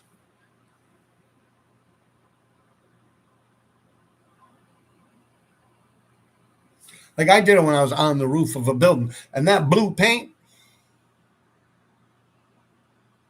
I stole that blue paint from Yankee Stadium. When they were painting the 4 train station, and the whole station, even outdoor, but around the whole Yankee Stadium, the old Yankee Stadium where they play baseball, they had gallons and gallons of this blue paint sitting there on the 4 train. So I would take it, I'd grab it by 2 gallons each one, but it was big. It wasn't little gallons like this. Each one was big, like a 5 gallon bucket, like a plaster of Paris bucket. So, I kept grabbing 2 of them, carrying them down. I'd go down from the 4 train would be the outdoor station. I would go down into the D train. It's the same token. You're just going downstairs and into the D train, and then I'd run into the tunnel where the fire exit is, and I'd put these 2 buckets. Then I'd go back and do it again, and I'd do it again, and I'd do it again. I had like 12 of these fucking 5 gallon buckets of fucking that blue paint. So we were going off with that shit, man. I had that shit for a while. As a matter of fact, some of it actually just the buckets, they were like big tar buckets, metal, solid. Eventually, some of them actually just because we were hiding them outside, they rotted up and just busted. They were no good after a while. The can actually melted and like rusted itself after years and years of being left outside.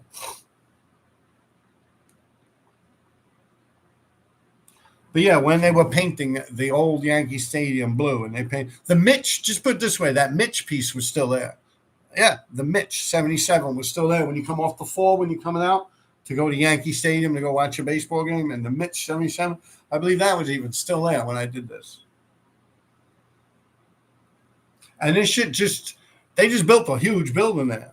Like if you're on the 59th Street Bridge and you're on the walkway, you just look down. It's like a fucking 30-something story building now. As they knocked down the building, they actually also knocked down, not only they knocked down the building I was on to paint on that building, but they also knocked down the building that is painted on. So they knocked down the whole block almost. They built this huge fucking glass building. It's like 30-something stories, 40-something stories high. It's huge.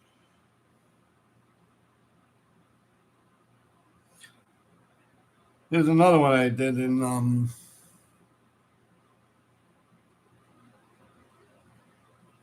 I don't know if this is Brooklyn or Queens. Because once we did a bunch in Brooklyn, once we did a bunch in Queens, and in between we kind of got the ones that would mash Brooklyn into Queens back in the days. I guess you could tell by the makes of the cars it's pretty old, but I did this with Skay. This is when I was out with Skay.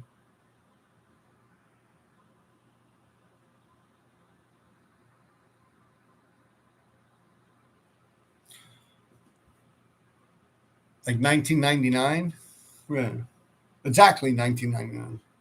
I was going into 2000 that year.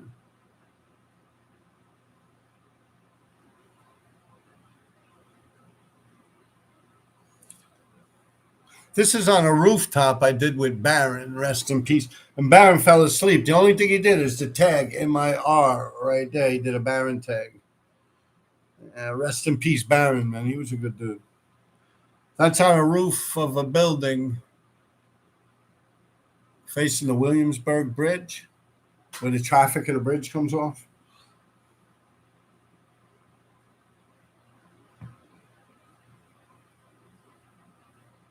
I don't know where this is, but it's old, man.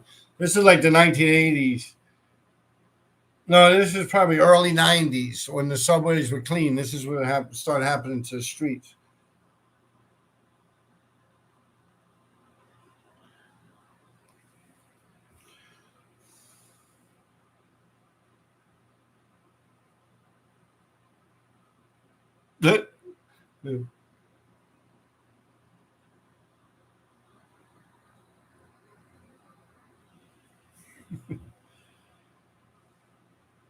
It is a cool picture. You guys want to see a good one? This has got to be the best picture ever taken of anything to do with my graffiti by far. And it's not even, well, it's just everything. Even the person crossing me out. And the tags in it, and the fact that I think it didn't even. By the time we came up, and I don't bench for shit, man. I don't bench shit, man. Like I think Lace had done one with me, the whole car also, so we were there to take pictures of his whole car. I look when this shit came up in front of me, and shit was all crossed out. I was like, wah, wah, wah. You know what I mean? Like you sit there, you know, you did your shit all night. You know, you sit there, you paint, you're waiting for your pictures and shit to come. I mean, I really never did nothing important because I had so much beef and so much war with people. I really just kept it fucking blockbusters and tags. You know, I'd do a bunch of fill-ins if I'm hanging out with dudes that do fill-ins. But yeah, that's all I would do. I'd say fuck all that other. Like if I do a piece, like they'll all come and cross it out. You know. Anyway, you know, Lace and me, we did this thing. I think it was on an off night too. Like it was in the middle of the week when we did it. You know, it wasn't like the weekends. Like if you do it, and then people expect this shit to pull out Monday. You know, you have a whole mess of people out there trying to get pictures of their shit. You know, you can rob their ass. Yeah. But anyway, on this particular time, I believe we thought we had it good or something. This might have been the one that started a lot of the problems. This might have been the first one they got on mine. But yo, when that shit pulled in, I was like, yo, that's. I was like, womp womp womp. You know, Lake's like, yo, this, that. I was like, yo, ow. It's like, yo, come on, look at this picture now. Look at it. Now, don't be judgmental, man. Yo, don't be hating on these guys, man. Because, yeah, they gave me a run for my money, man. Look.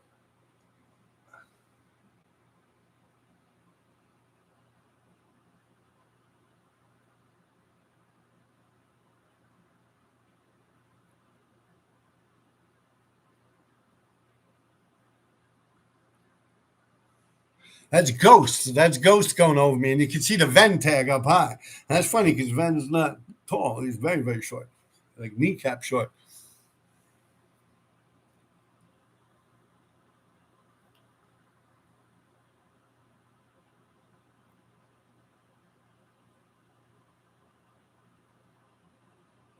And that was a whole car. But that, come on, man. A little bit of silver. You look at that little shit they did, man. Come on, man. Check it out. It's still Vince. It was like 80, let's say 89, the end of the subway era, 89, 99, 2009.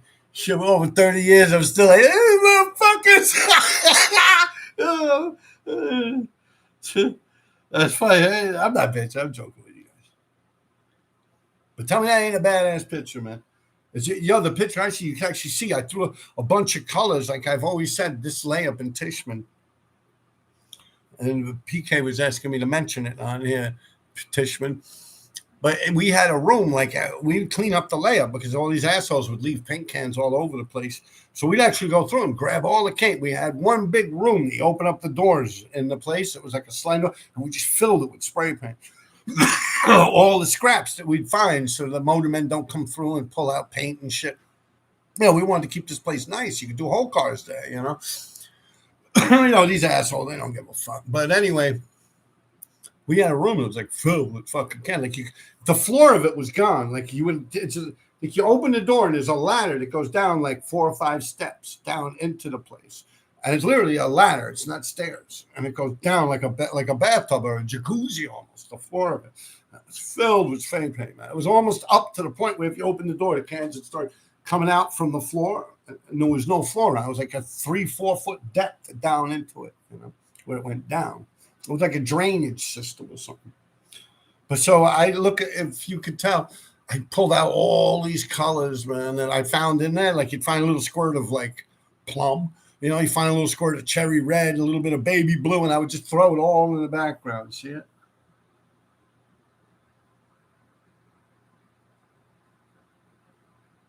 So I would really just use a bunch of silvers and black. And this might even been the 3M tar sealer shit that I was stealing from the Winter Garden when they had that Cats, the Broadway play Cats. Yeah, I used to rob the Winter Garden Theater. I would just like wheel out cases of paint.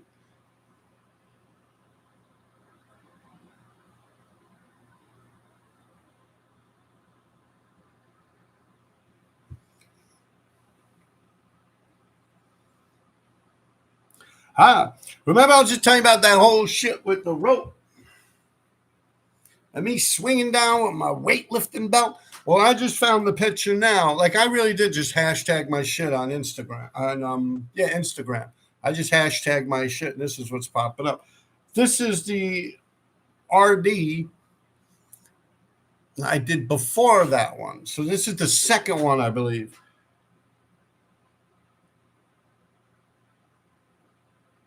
Yeah, because the 357 one, the first time I did it, I actually did like a big robot where the rat was like this, and it had like these big swords and shit. But the robot didn't look like a robot. Like when I was on Roosevelt Island looking at it, it was like, it looks like some Chinese signature or something. Because you're looking at it from across the river. So I'm like, that's like it's like it looked like Chinese writing, like Jeet Kune Do or something like that, or some kind of like font that's like Arabic or something. It didn't look like a fucking robot with two big knives. So I went back over and I did that to it. And then I did the 357. Also, there was a time where I got a bunch of paint and I filled in. After this was done white, this was done white, but the 357 originally was done in like a light gray. And when I went across to Roosevelt Island on the bridge to look at it, the gray didn't look like there was anything there from so far away. So then I came back and did it in white. But you can see up here was a parking lot. And if you look right here, there's a helicopter. There's a helicopter. Show you how big that shit is. Well, you can see how big it is just by looking at the cars on the traffic in the highway.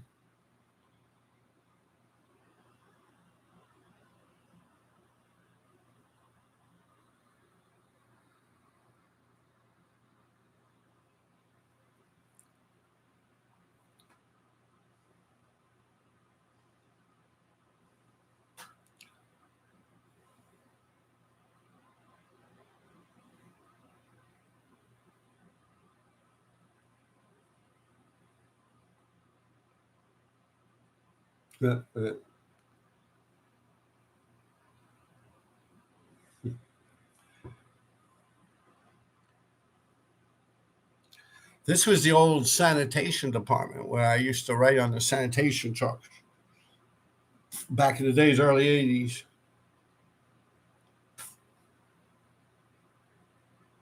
You can see it's like an old Chevy station wagon. It was right off the FDR Drive. I'd go in that building all the way up to the top floor with my dog. And I'd write on the trucks. That's what I was doing, a big monster face. I used to do like these monster face, big teeth and shit in my fucking bubble letters on the garbage trucks. And if they came up to me and they asked me, hey, just, I was young. I was almost a child still, like a teenager. I would tell him I'm trying to find a place to wash my dog's mouth out. He was playing with a dead pigeon, and I'm afraid he might get some kind of diseases. The pigeon had worms climbing out of it. So they'll tell me, oh, yeah, we got a sink right over here, there, this, that. I'm like, oh, thank you. Then when they leave, I'd go start writing on trucks again. Yeah, for real. True story.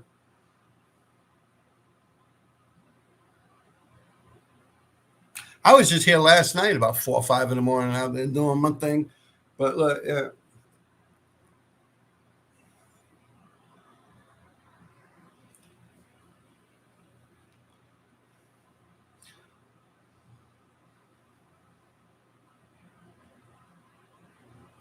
Let's see what else we got here.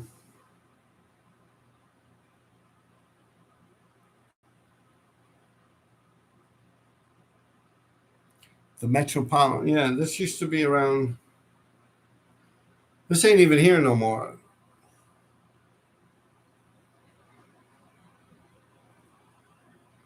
That used to be the Metropolitan Hospital. You know that scene from Hardball? With Keanu Reeves when he's a gambler and he's teaching little kids how to play ball. One of them gets hurt. They go to the hospital and they have a footage. That's that hospital there where you see the RD, the JJ, the D3. They also use that same clip of footage for Seinfeld, Jerry Seinfeld shows.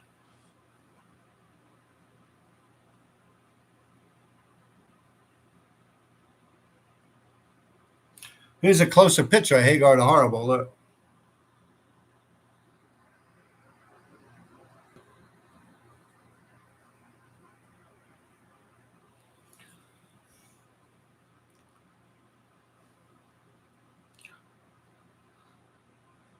There's another one from Skay when I went with Skay. Look.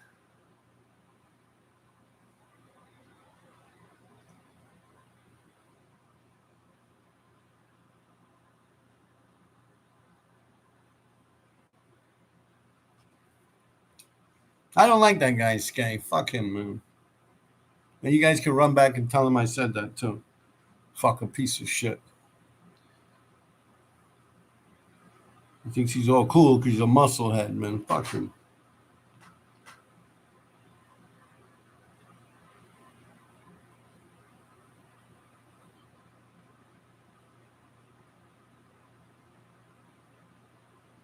These are all late 80s. This was the roof of Chippendales. Well, I talk about it a lot. We used to break into Chippendales. Um, this is 1989, it says, on a sanitation truck. And here, someone was asking me earlier on if I ever write RD1. Look, in this bubble letter, it says RD1.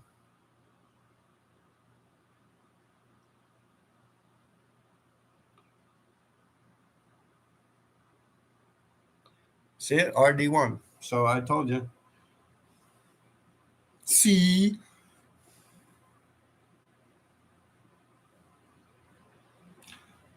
When I was talking about the Punisher wall, I did this when the Punisher came out with his comic book. Look.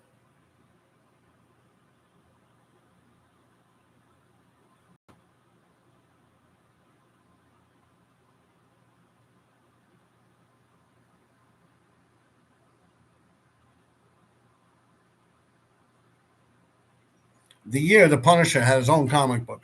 Right after the 5 book series they had that came out, 1 through 5 with Mike Zeck.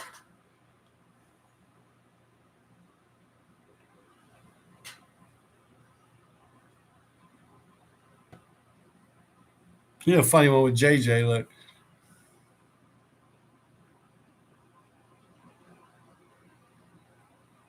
I don't know what train that is. That's definitely a nice shot. Probably a Tishman.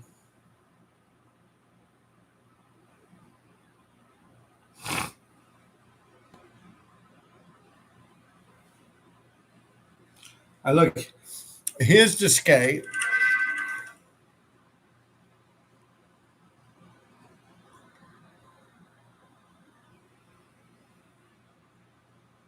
And then I go this way, right? And there's the RD.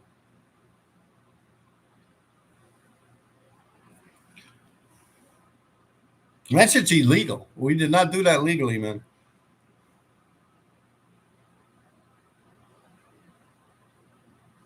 This was in the Dewey yard. The Dewey yard, you always hear people talking about the Dewey, the big old Dewey yard, the biggest yard and this and that.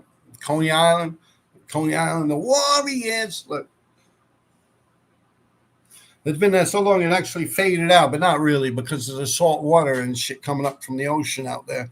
Hot sun beaming on its beach and shit, and fades quick. But yeah, some assholes went over it.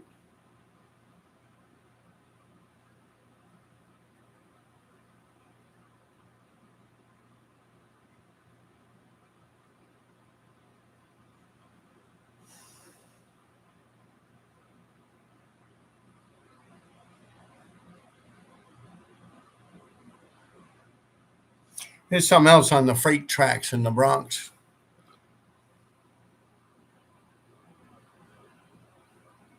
Actually, if you look right here, I did Cope too as a character. Look, you see his tattoo? It says Cope too.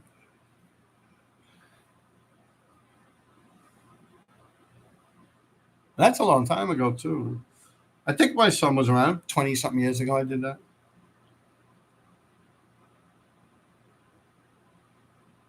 Here's the Graffiti Hall of Fame again. I did.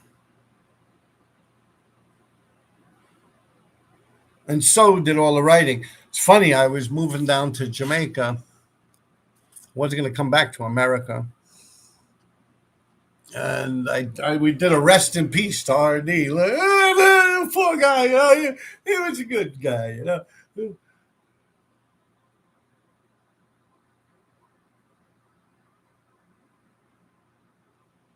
You see, it says rest in peace, RD. And then so, TNS, he wrote, to those who knew him well. To those who didn't, could go to hell. I was like, oh, I like that shit. He wrote it right here. Right after the tail of the beast thing, like the worm, you see right here? It says RD. I did the tail. It says, to those who knew him well. To those who didn't, could go to hell. That's like a big worm because apparently RD had died from a tapeworm. Yeah, no, cause people were ratting on me. I had that fucking Espo book coming out. I had all types of crazy shit going on. I'm like, oh, I'm out of here, man. I'm gonna let shit cool off for a while. For real, you had Espo with that stupid book. I thought that shit was just gonna be like a little Zine or something like that. So you have that thing popping around. I had a couple things. I stabbed the guy in the ass near Bryant Park over there near that big library on Fifth Avenue, 42nd Street. He caught me writing graffiti. And this is when me and Just, we just took over New York, man. Me and Just, yeah, man. Just DWC 357, man. We destroyed shit. Just a couple months. We were up like every fucking gate. We took shit down. We went over everyone in that fucking mother. We didn't give a shit. And my explanation was, because I took a little break. I got married. I tried the real thing, like a normal life. It didn't work out for me. I was divorced a couple of years later. Found myself right back where I started. And I said, fuck it. Where's the spray paint? Let's do this. I was going to John Jay Park, asking all my old people. And they're like, yo, what's up, Rob, man? What are you, 12 years old, man? We don't write graffiti no more. This, that. They moved on to bigger things. They all wind up in the newspaper for killing people and stealing shit and stuff. So that's their thing. But, I stuck to my little graffiti, and I'm actually here to talk to you guys about it, Yeah.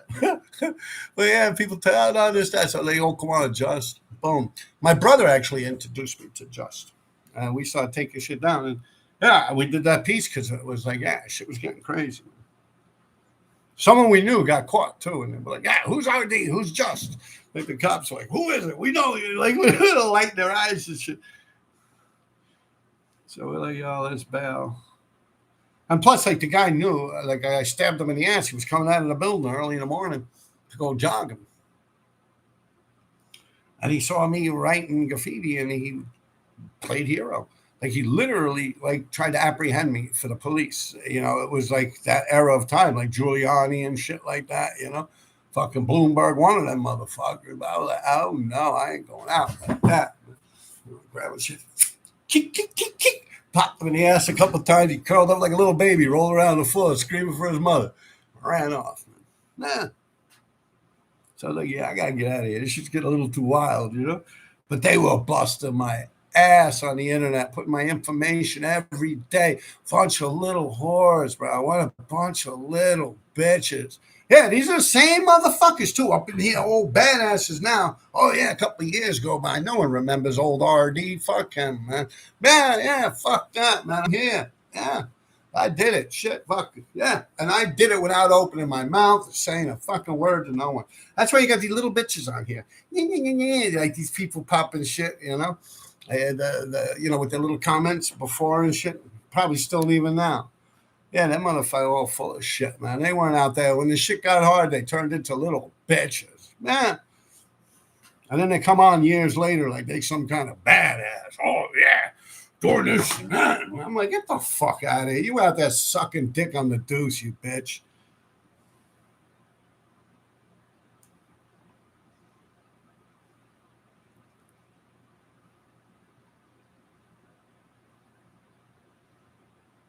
Here's a jean jacket I painted.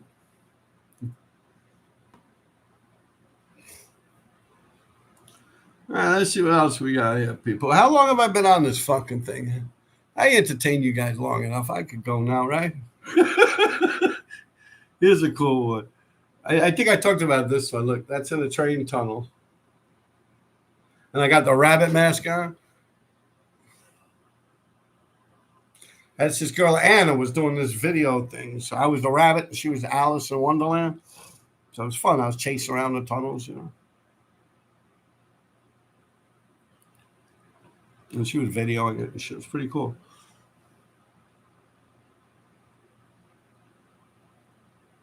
Here's another whole car I did. This one here, the Vandal Squad got. And I think after me, it's either DB or maybe a Magoo or a TK or something it looks like. But I think they were put together like we didn't do them together, didn't get along with those people like that. About this, we did get chased out by police, and that blue was that they used was supposed to be like a border around my blue.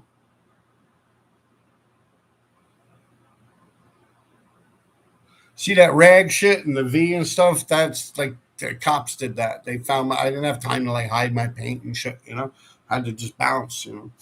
So they found like a little can of blue I had there, and they scribbled my shit out the best they could.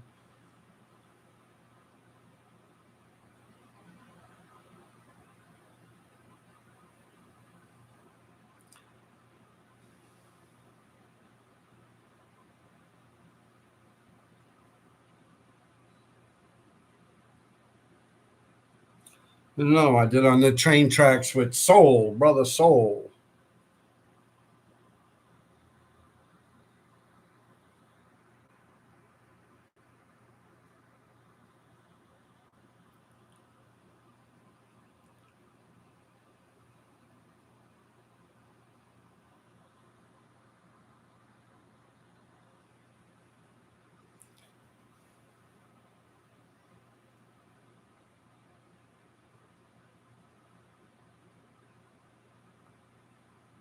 I like this picture. This looks pretty cool, man. That's some real New York shit.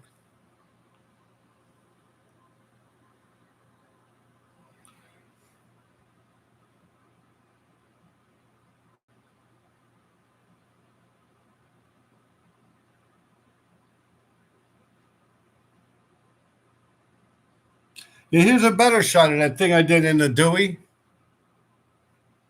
But even here, it's all faded and falling apart. It's already starting to fade out.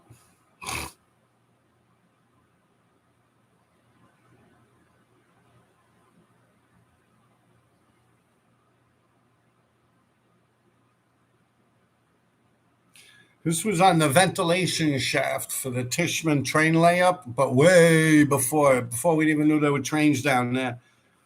Roosevelt Island, that's the insane asylum that's behind me, that's already abandoned too at that point. You can see how little Roosevelt Island was actually built up. You look at that shit now, you would think you're looking at Fifth Avenue or something. If you look right now across the river like this,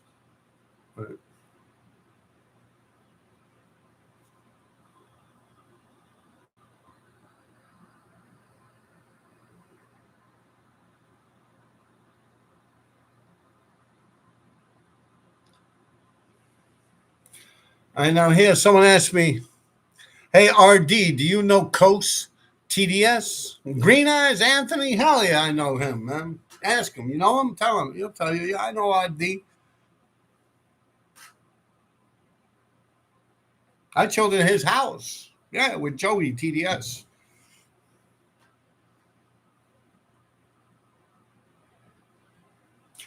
Coase and Beo.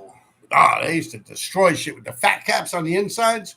Coase TDS. Not the new Coase guy. That guy, I don't know. But Coase, he's around Coase. He's out there. He's on Instagram. Man. Yeah, I know Coase. I know him through Joey TDS. Hey, look, this is the insides. And you can tell this is old, too, just by the lady wearing that shit on her head. Look.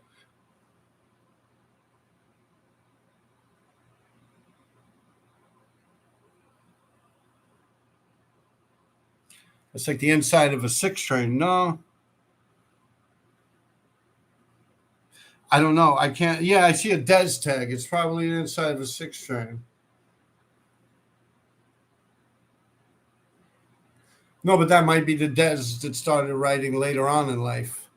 But no, this looks early on.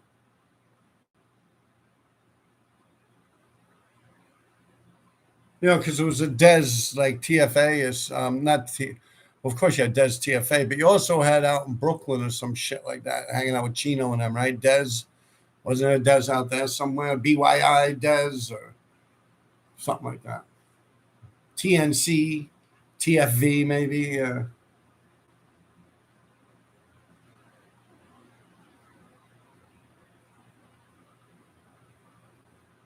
Here's a nice one. I also did in that same place where the freights in the Bronx I told you about.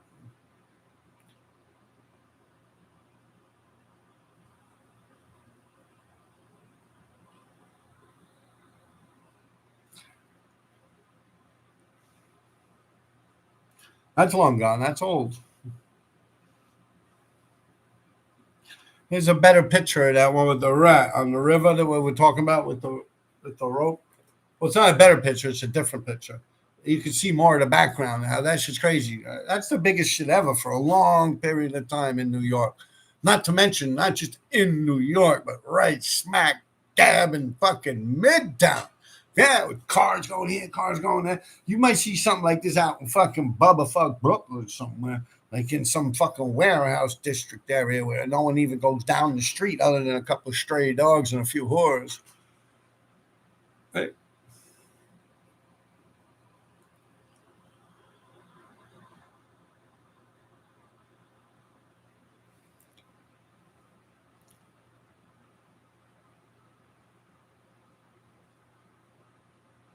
Another pretty big one with RD and Skay.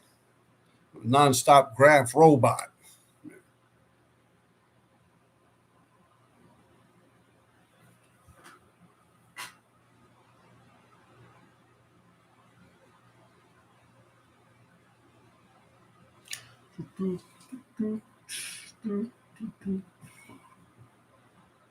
Yeah, RE, rest in peace.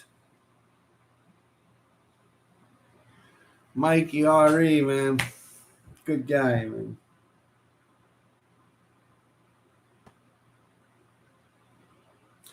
This is the guy here that he said was writing graffiti longer than me.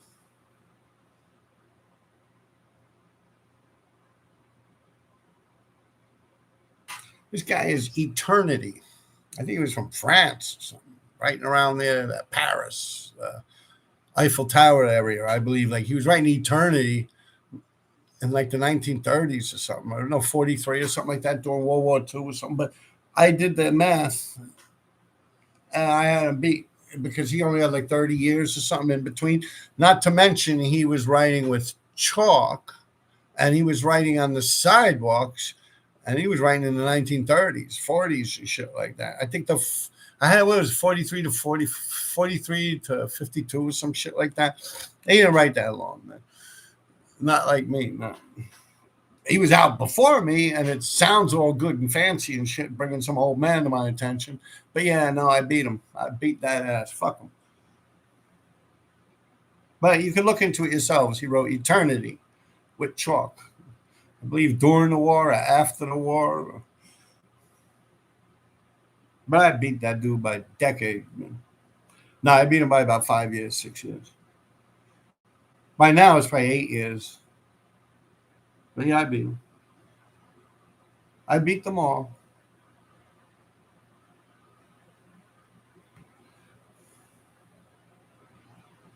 He's Queensbridge Pit. Queensbridge Pit with Pove. Pove MPC, with Cap and Pove and them from the 2s and 5s.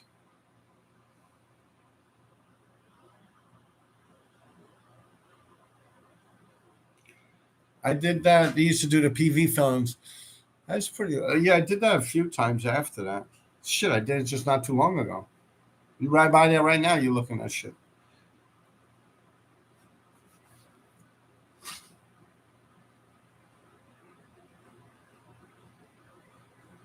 This I did with this guy Dory, Dori, but I didn't have his picture.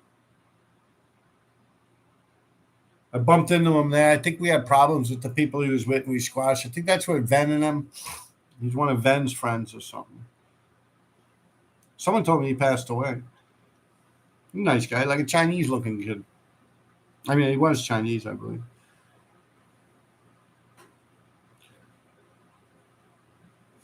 But Cope 2 went over me. He smashed me, because I did the character of him. Remember I show you the character I did of him? That's the piece that I did the character. And he got mad at me. We always fuck with each other. You know, it ain't no big thing, man.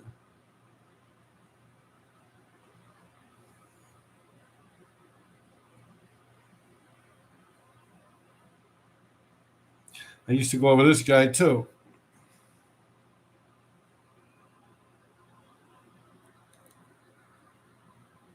Those guys were fucking around with me too at one point, but I've kind of fizzled out. I got no beef with those guys. ACC. What happened is they came out with these fillings and they started doing these big old fillings over my tags and shit. I'm like, yo, what the fuck? I think that's what started. I don't know. I could be wrong. But we had a thing.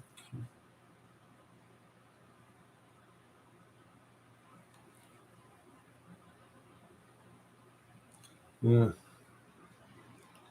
That looks like it's in front of Isaac's, those projects.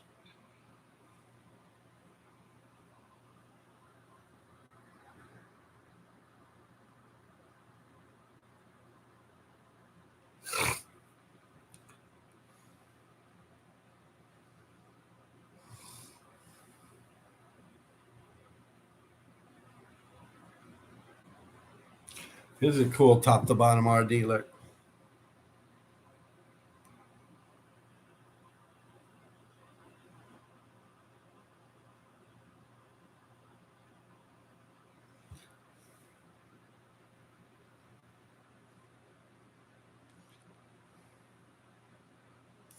This is a top to bottom on a Ridgie.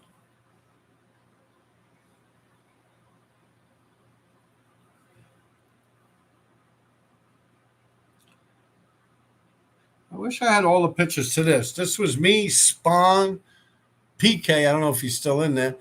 Spawn, Sear, PK, and me. Angelo Chalks was there also, but I had the whole thing on video too. Here's a picture of me in my first Holy Communion with my mommy and my father.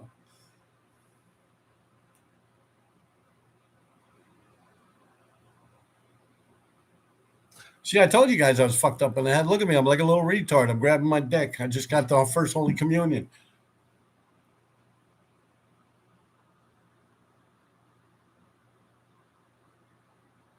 Okay? So what is that? I'm DEI. Yeah, I'm like a DEI.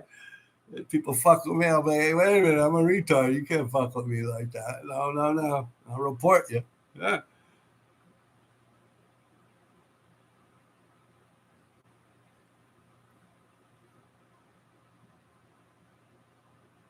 All right, guys, it's getting late. Let me buzz through some comments, man. See where we're at here.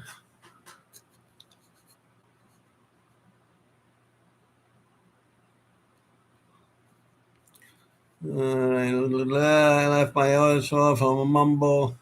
The whole story, yet somehow I understood it perfectly. Do you remember Air and Inca from Gadzooks? I don't know what Gadzooks is, but yeah, I remember Air, Chester, Inc. Them, yeah, Inca. Yeah, I remember them. I met their father once. His father is a tailor shop not far from here. I traded him a nice Cannondale for I forgot what it was. I had a nice Cannondale like a mountain bike with thick rims on it, and they had a nice fucking the fuck was it? A big Fuji? No, I think it was a Lotus. A nice fucking chromoly Lotus they had out there. It's like, are you sure? And I'm like, yeah, I ain't give a fuck. I stole the Cannondale anyway, but that Lotus was nice, big, man. Had all the gears and everything. I'm pretty sure it was the Lotus. But yeah, I knew them. I didn't know them. I know their father probably better than them. I never met them a day in their life.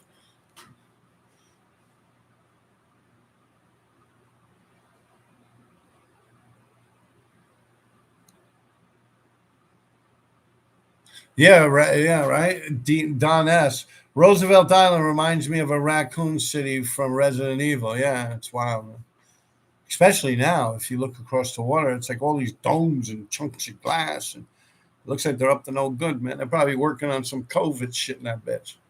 Wuhan. It's the fucking Wuhan up in that bitch.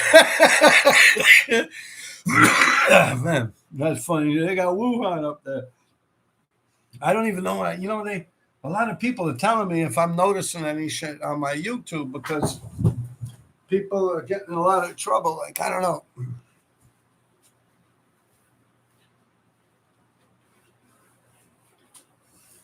Stone. No, but a few of my friends had told me that. And I said, well, what the fuck are you posting? Like, but apparently the regulations or rules on here changed a little bit. But I never got monetized a day in my life, man. You people would never allow that. You would never allow me to make money off this thing. You report me over every. You'll probably report me today, you bastards. But so I don't give a fuck. But I asked him, I said, well, what's the problem? I said, what are you talking shit about poor old Charlie Kirk or something? Like, I can't see any reason why. He's like, no, but there are certain words like grape, right? I think when you can't say murder no more, and you can't say this and that. So I don't know where I was going with that.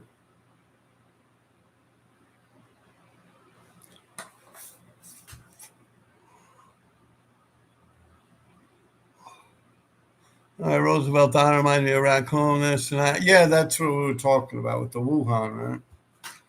I believe Skay's been getting up a lot here in Miami. I don't know. I don't know what he does.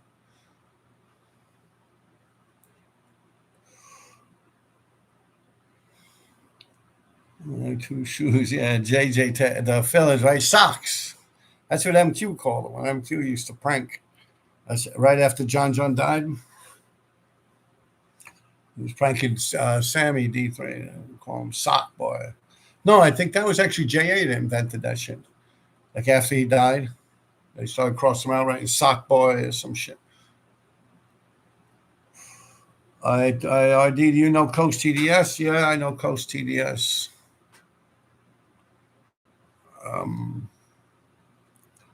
Graph saved you from turning out worse. Who would have thought? All right, Peter Mitro, you sure did do RD. Yeah, and art school rare photo. Peter Morano, as real as it gets. Peter Morano, Steven, it's not art school. I saw you won't on a train coming through Ohio. Yeah, you won't.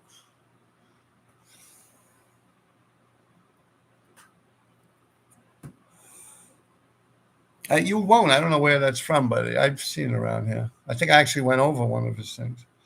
What's his name? All right. Wow, Dory. Yeah, Dori. Yeah, he did pass away, right? Yeah, someone told me something like that. All right, listen. You had photos of early Dover BF. He used to go to the yards with you, know? Yeah, yeah. I've known him. Like I've known Dover way back before Dover even wrote Dover. Before he even wrote it all, and then he started writing Zaid, and then he was writing Dover. I've known Dover since like 9 years old, man. You had Dover, rest in peace. You should do an interview with SR Graph Champs. Yeah, a lot of people say that, but I don't know. I don't. I just come on here and I do my thing. Was LOL. Was that John Gotti? I don't know what you're talking about. Maybe a movie or something, right? Your godfather in that pic, LOL. No, that was my father. Yeah, that was my father, Gordon. Gordon C. Dyer. Gordon Charles Dyer. Yeah.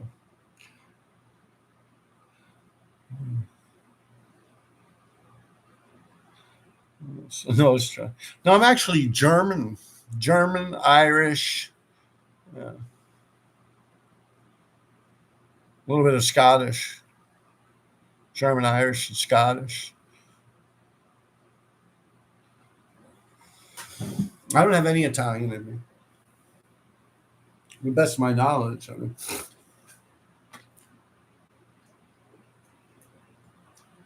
and what happened is, I've been through this a few times, but I'm living in Yorkville. I've been living in the same neighborhood that my mother and father met. My father was dominantly German and Scottish, and my mother was Irish. So my mother migrated from Ireland to here, and my father was living up in the Bronx. He was born up in the Bronx. He was born up there where Billy Bathgate Avenue, up in the Bronx, where my father was born and raised. And they met in a little bar or something, getting drunk in the city. And they got married, had 2 children, me and my brother. And they're dead. I'm still alive. My brother's in jail. Still live in the same neighborhood. All right, what else do we got? There's a Costa Nostra, just playing around. But no, I do know a lot of Italians, a lot of children from some of them people. Still alive, Kings Highway. Yeah. Now those dudes were mobbed out. Kings Highway boys, right? They were mobbed up. Me, where I'm at, like if you think about it, and a few people have actually discussed this neighborhood too, Yorkville, that like the early, like in the 60s where I lived, like the 60s, 70s and shit like that, that down low, like near the bridge was all the time. I mean, yeah, and then a lot of up more towards the late 90s into Harlem, like 100th Street was Irish. And in between, like the 80s and shit like that was all Germans. So it was kind of like spread off. Then you had a lot of Hungarians. You had the Hungarians up in here, and Jews, a lot of Jews too. Hungarians. This is early on. I never even saw a damn Indian from India. Yeah, like an Optimo shop, that shit didn't exist back in the days. Like I was talking. I got nothing against Indians. I married an Indian. My wife, not my wife no more, but yeah. And she was beautiful. Long hair. I'm like, wow, exotic, you know. Yeah. Right, opposites attract, no? Yeah, Dover passed away. Yeah, Dover died a few years ago at this point, yeah. Poor Dover, yeah. New York Talk, love it. Real New York Talk, Rush, R.I.P. Acid Crew. Yeah, I heard he passed away too. I never met him, but Rush, Acid Crew. I've seen him up a lot. Fuzz, rest in peace. I met him 3 times, I think, in my life. Yeah, poor Fuzz. That was sad, right? Yeah, a lot of people dying, man.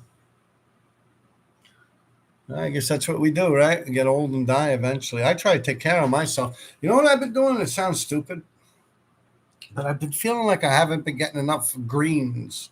I try to get a little here and there, but throughout the day, I kind of stay away from vegetables. Like I'll grab an apple or something like that from a fruit stand, some oranges and shit. So I'm like, I feel like I'm not eating enough leafy, like green, like spinaches and shit.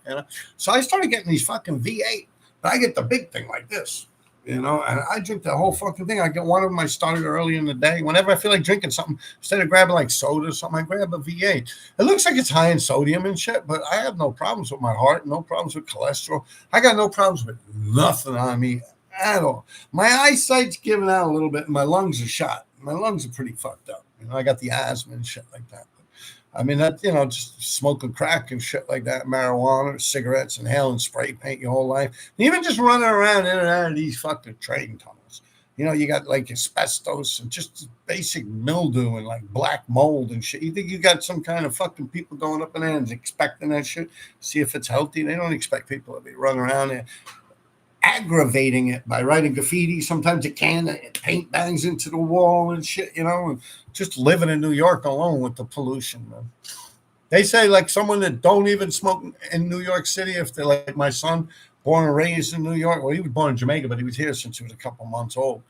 But you get someone like that never smoked a fucking thing in their lives, and you go up against their lung, you put them against someone that's from like middle America, like a little town, like in America somewhere, against their lungs that do smoke, and it's almost the same. It's like by not smoking and live in New York, you still are almost like a smoker.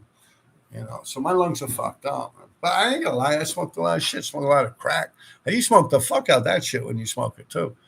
You know, it ain't just like when you throw it away, you start scraping away at the pipe and you get a little piece of glass all up in there. You break it. Oh, shit. You start jamming it through. You know, hailing fucking chunks of glass and shit. You know, like 350 fucking degrees of flame fucking sucking through this shit to the fucking screen's turning red. Pipe, you know? Yeah, you know, that shit can't be good for the lungs. Come on. Fuck out of here. I believe I saw a good video with you at New York City Crime Spot. Yeah, New York City Crime Spot. Check it out, man. Also, what is it? 52 Topics. Frank Fredolino. Yeah, check it out, man. Real good shit. Those guys are funny. They crack me up. I try to watch it all the time. Like that's something I watch religiously. Yeah, you always see me up in the chat on that. Like the one they do when they go live. Yeah, they're funny guys. They're good people. I guess they seem to kind of have the same interest in life as me, so I find that they're very interesting. What else have I been watching? I've been watching a lot of them ice raids, man. Those shits is kind of funny, man. Some of this stuff is funny, man. You know, they go after the migrants. Yeah, I can watch that, you know.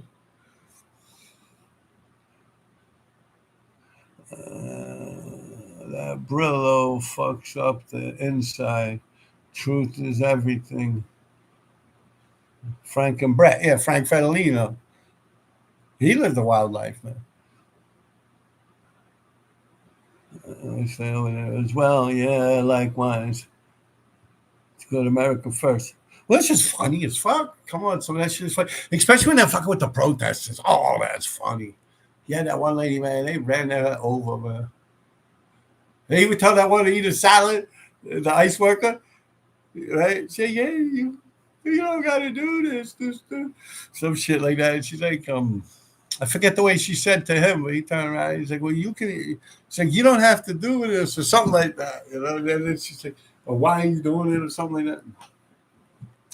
Yeah, some of the things are funny. He wear the rainbow flag on his face. One of the ice workers. Come on, that shit is hilarious, yo. Oh man, I can watch that shit all day. I ain't gonna lie. Whoa. Yeah, NYC Crime Spot, 52 Topics. Check them out. Yeah. Definitely give them a shout out. What else do I watch?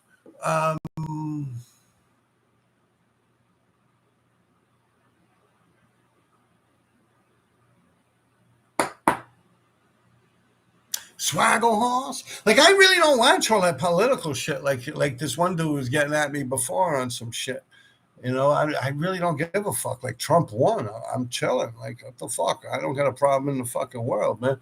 You know, I don't follow politics like that. Like of course, like that girl that got stabbed or something like that on the train. You know, shit like that will seep into my algorithms and whatnot. You know, if someone gets shot or killed like Charlie Kirk, but other than that, I'm not following it. Like I don't do that, man. I see some of my friends, man. Like as months go by, like they're kind of fucked up in the head. I'm like, yo, you gotta like turn that shit off for a little while, man. Like that shit's starting to fuck you up, man. You know, it's almost like a Clockwork Orange and shit when they got your eyes like this and like they make you watch all this violent imagery and shit. Yeah, man. I'm like, I don't know. I'm good, man. I kind of why upset myself with shit like that? You know, why do it to myself? And I would say you guys too, man, if you really have issues with shit like that, if you feel like you're like watching it too much and you're actually feeling like an actual like emotion from the shit, and you know, man, you're starting to bounce towards the Democrats, man. You got to reel that shit back in. Yeah, wake up. Yeah, stay real, man. Yeah, you start fucking getting all caught up in your feelings. Before you know it, you're chopping your fucking cock off. Paint your ass purple and calling yourself fucking Lily. Yeah. Let's see what else we got here. Yeah, it's true. Yeah, Frank and Brett. Yeah. All right, what else do I watch? I watch a couple of good things. Swaggle Horse. He's the guy that he's pretty good with the comics and like comic books.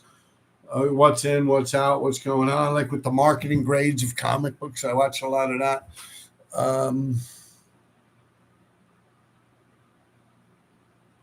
A lot of reptiles, shit like that. David, what is it? Camp Kemp, where he's like, he used to be like a BMX bicycle rider, and he bought a bunch of property down in Florida, and he's got like the alligator turtles and shit. He's got the Galapagos Island ones. He's got these big fucking Asian water monitors and crocodile monitors and all types of wild shit. And he's feeding them and talking about them and stuff. He's got a lot of good reptiles. I like to watch that. That's pretty cool. What else is there that I watch other than that? I really stay away from shit. A lot of art shit, a lot of history, a lot about stealing shit. Like a lot of these heists I was talking about. I think I was talking about the same shit on my live. I might as well get hanging up. But yeah, like when they do these big museum heists and stuff like that, they steal paintings or breaking into banks and shit like that. I like stuff like that. Forgery stuff I've been looking at. What else?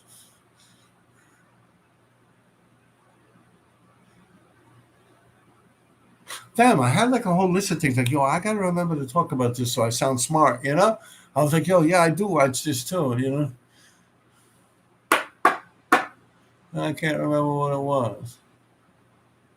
A lot of exercise stuff too. I'm trying to get myself back into that mode, man.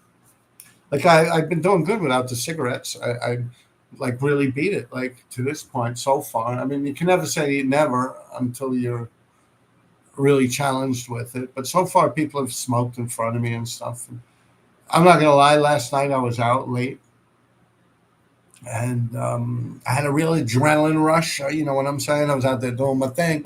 I was with Skid, and someone walked by with a cigarette. I was like, oh yeah. You know, like I could just smell the nicotine as they walk by. I'm like, oh, fucking God, you know? Nicotine, man, it's crazy, isn't it?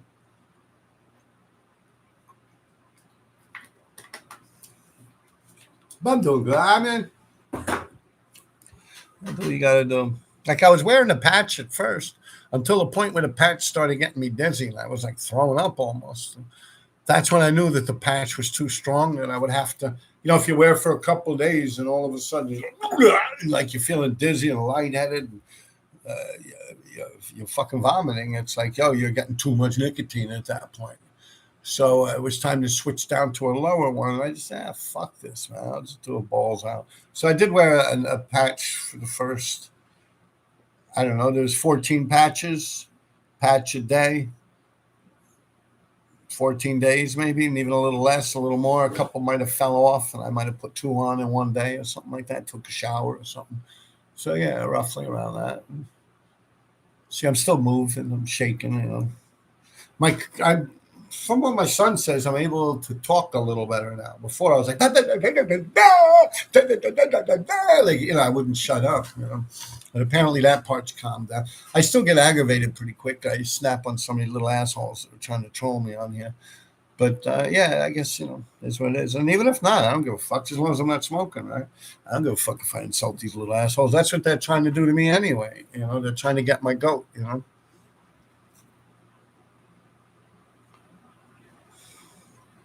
What the patches? Yeah, man. Yeah, that's true. Yeah, I did have bad dreams. Oh wow, yeah. Like of me getting chopped up and shit. Like I was fucking reliving that shit, like out in Jamaica and shit. Yeah. Yeah. And I wake up, right? As the fucking machete's coming down on me. You know, it's like a speed, like a fucking jet ski coming up on me. What? I'm like,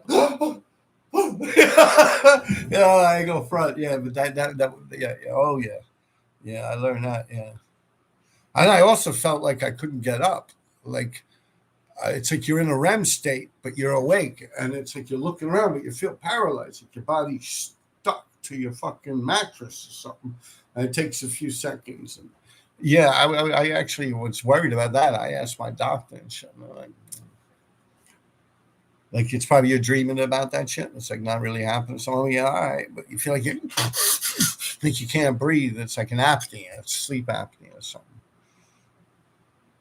But then, yeah, like between that and like I said, I was feeling like I have to vomit and I'm dizzy and lightheaded from the patch.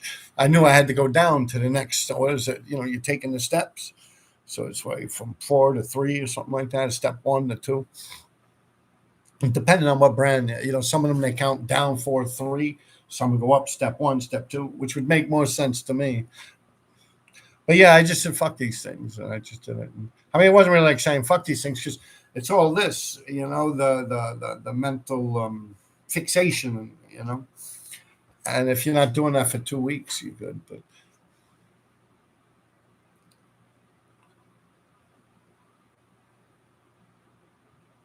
no, we're just talking about when I was wearing the patch and I was quitting smoking. I was having all these crazy dreams with the patch on. Someone had mentioned that.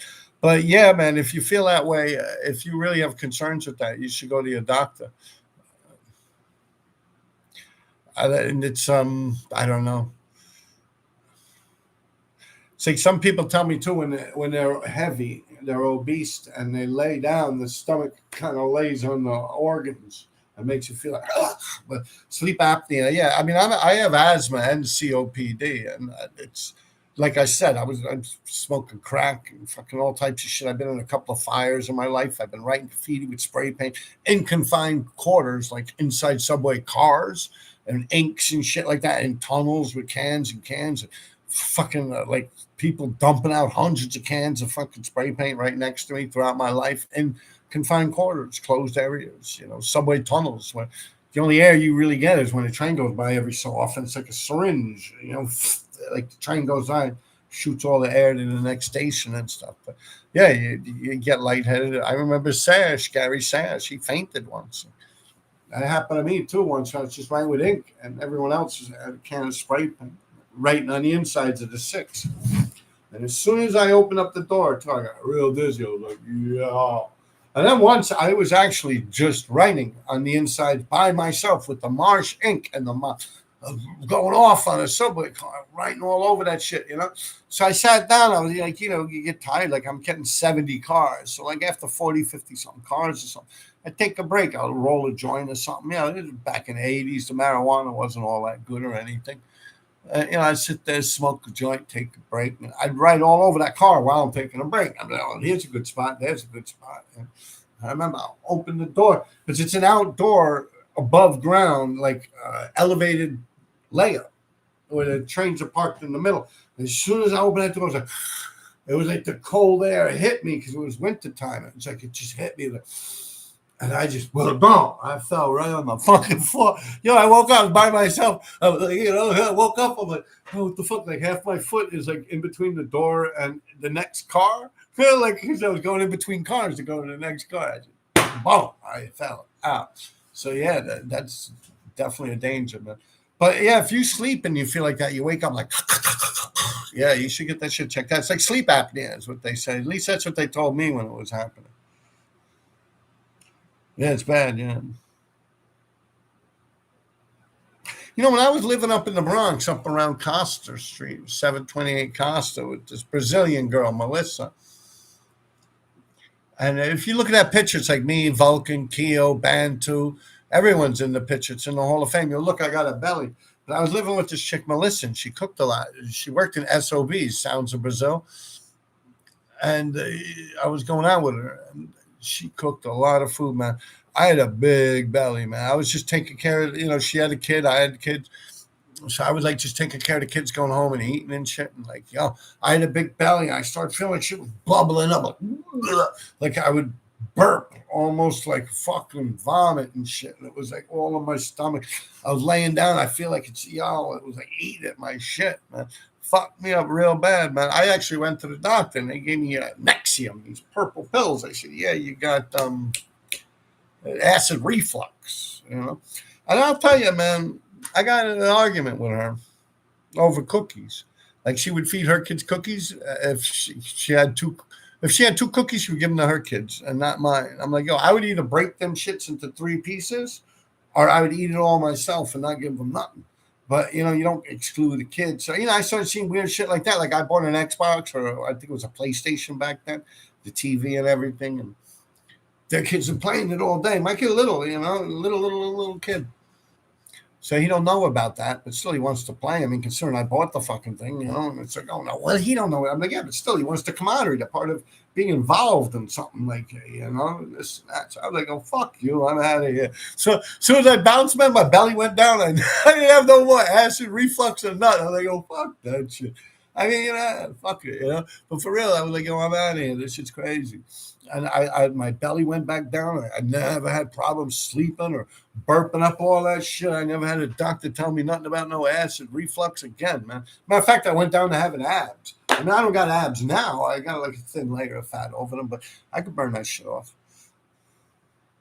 Well, yeah, you got to be careful with that shit, man. Like, I remember this Brazilian chick, man. It was like all types of like calamaris and fucking octopuses and all types of shit, fucking beefs and like a lot of meaty diet, Brazilian food, real meaty stuff and pastas and stuff, man. I was like like Coke 2 running around, man. Man, I had a big fucking belly. My shit was out. If you look at that picture, I probably find it. God, do I really want to do this again? What time is it, man? Yeah, I ain't gonna look for that shit, man. It's on there, man. Everyone, it's a big picture. It's got like it's like 20, 30 different graffiti writers. I'm in the back.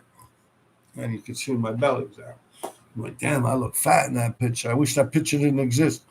I'm like, damn, I should have sucked my belly in, but I didn't even know I had a belly until I saw the fucking picture. Yeah. I was a father. I was just, I was working or taking care of my kid, taking care of my kid. Yeah, I got a little bubbly. My belly was big, man. And that's the only problem I had. Other than that, yeah, it was like some acid reflux and shit. I'm like, yo, it's almost like how I look at a dope thing. If you look at a heroin addict or something, I take my brother, for instance. I always looked at that like you have to inject yourself to have a good time. Like you have to actually stick a needle in your fucking arm and perform a medical fucking procedure on yourself to have a good time. Like, don't you think there's something wrong there? No, for real. That's like what I used to tell my brother, man. And it's almost like with my belly and fucking the fucking acid reflux shit and stuff. It's like, I'm like, the doctors not once told me maybe you should stop eating so much shit. Not once did they mention that to me, but they'd rather prescribe me all types of medicines and this and that. All I had to do was just like not live with a Brazilian chick that was shoveling food down my throat, which is wrong. I'd be the one going in the refrigerator, eating it myself, and I wasn't active. So you got to just get active, man. You got to walk, man. You ain't going to be out here long, man. A lot of fucking people are dropping, man. Yeah, I'm telling you, I'm not, someone that's going to sit here and baby coat shit like you could be 100 different genders or something. It's not real, man. It's not real. And all that fucking body positive shit, that Lilo or whatever the fuck her name is, the big fat one, run around singing, trying to think she's Sydney Sweeney. What's her name? Not J-Lo. That's the Puerto Rico with the nice ass. What are you thinking about? Lizzo. Yeah, but I think she's got her shit together. But yeah, no, man. If you get fat like that, man, you're gonna start having serious fucking medical fucking complications. Especially if you start getting up there in age, man. I don't know what you people look like. I'm just being truthful, man. That's something you really gotta you gotta discipline yourself on that shit, man. That's the one thing, man. It's almost like that's worse than smoking, to be truthful. As far as it goes with body health, I wouldn't say that because I've been lazy right now as far as it goes with my habits because I'm quitting smoking. So I'll eat anything. I'll fucking eat a pack of fucking gummy bears. I don't give a fuck, man. You think I should be like, I was just, here, look, this is my garbage right here. Look, I just picked this up. This is my garbage. Look what's in here. I just ate a fucking payday. Okay? Look. These are fucking Starburst. Man.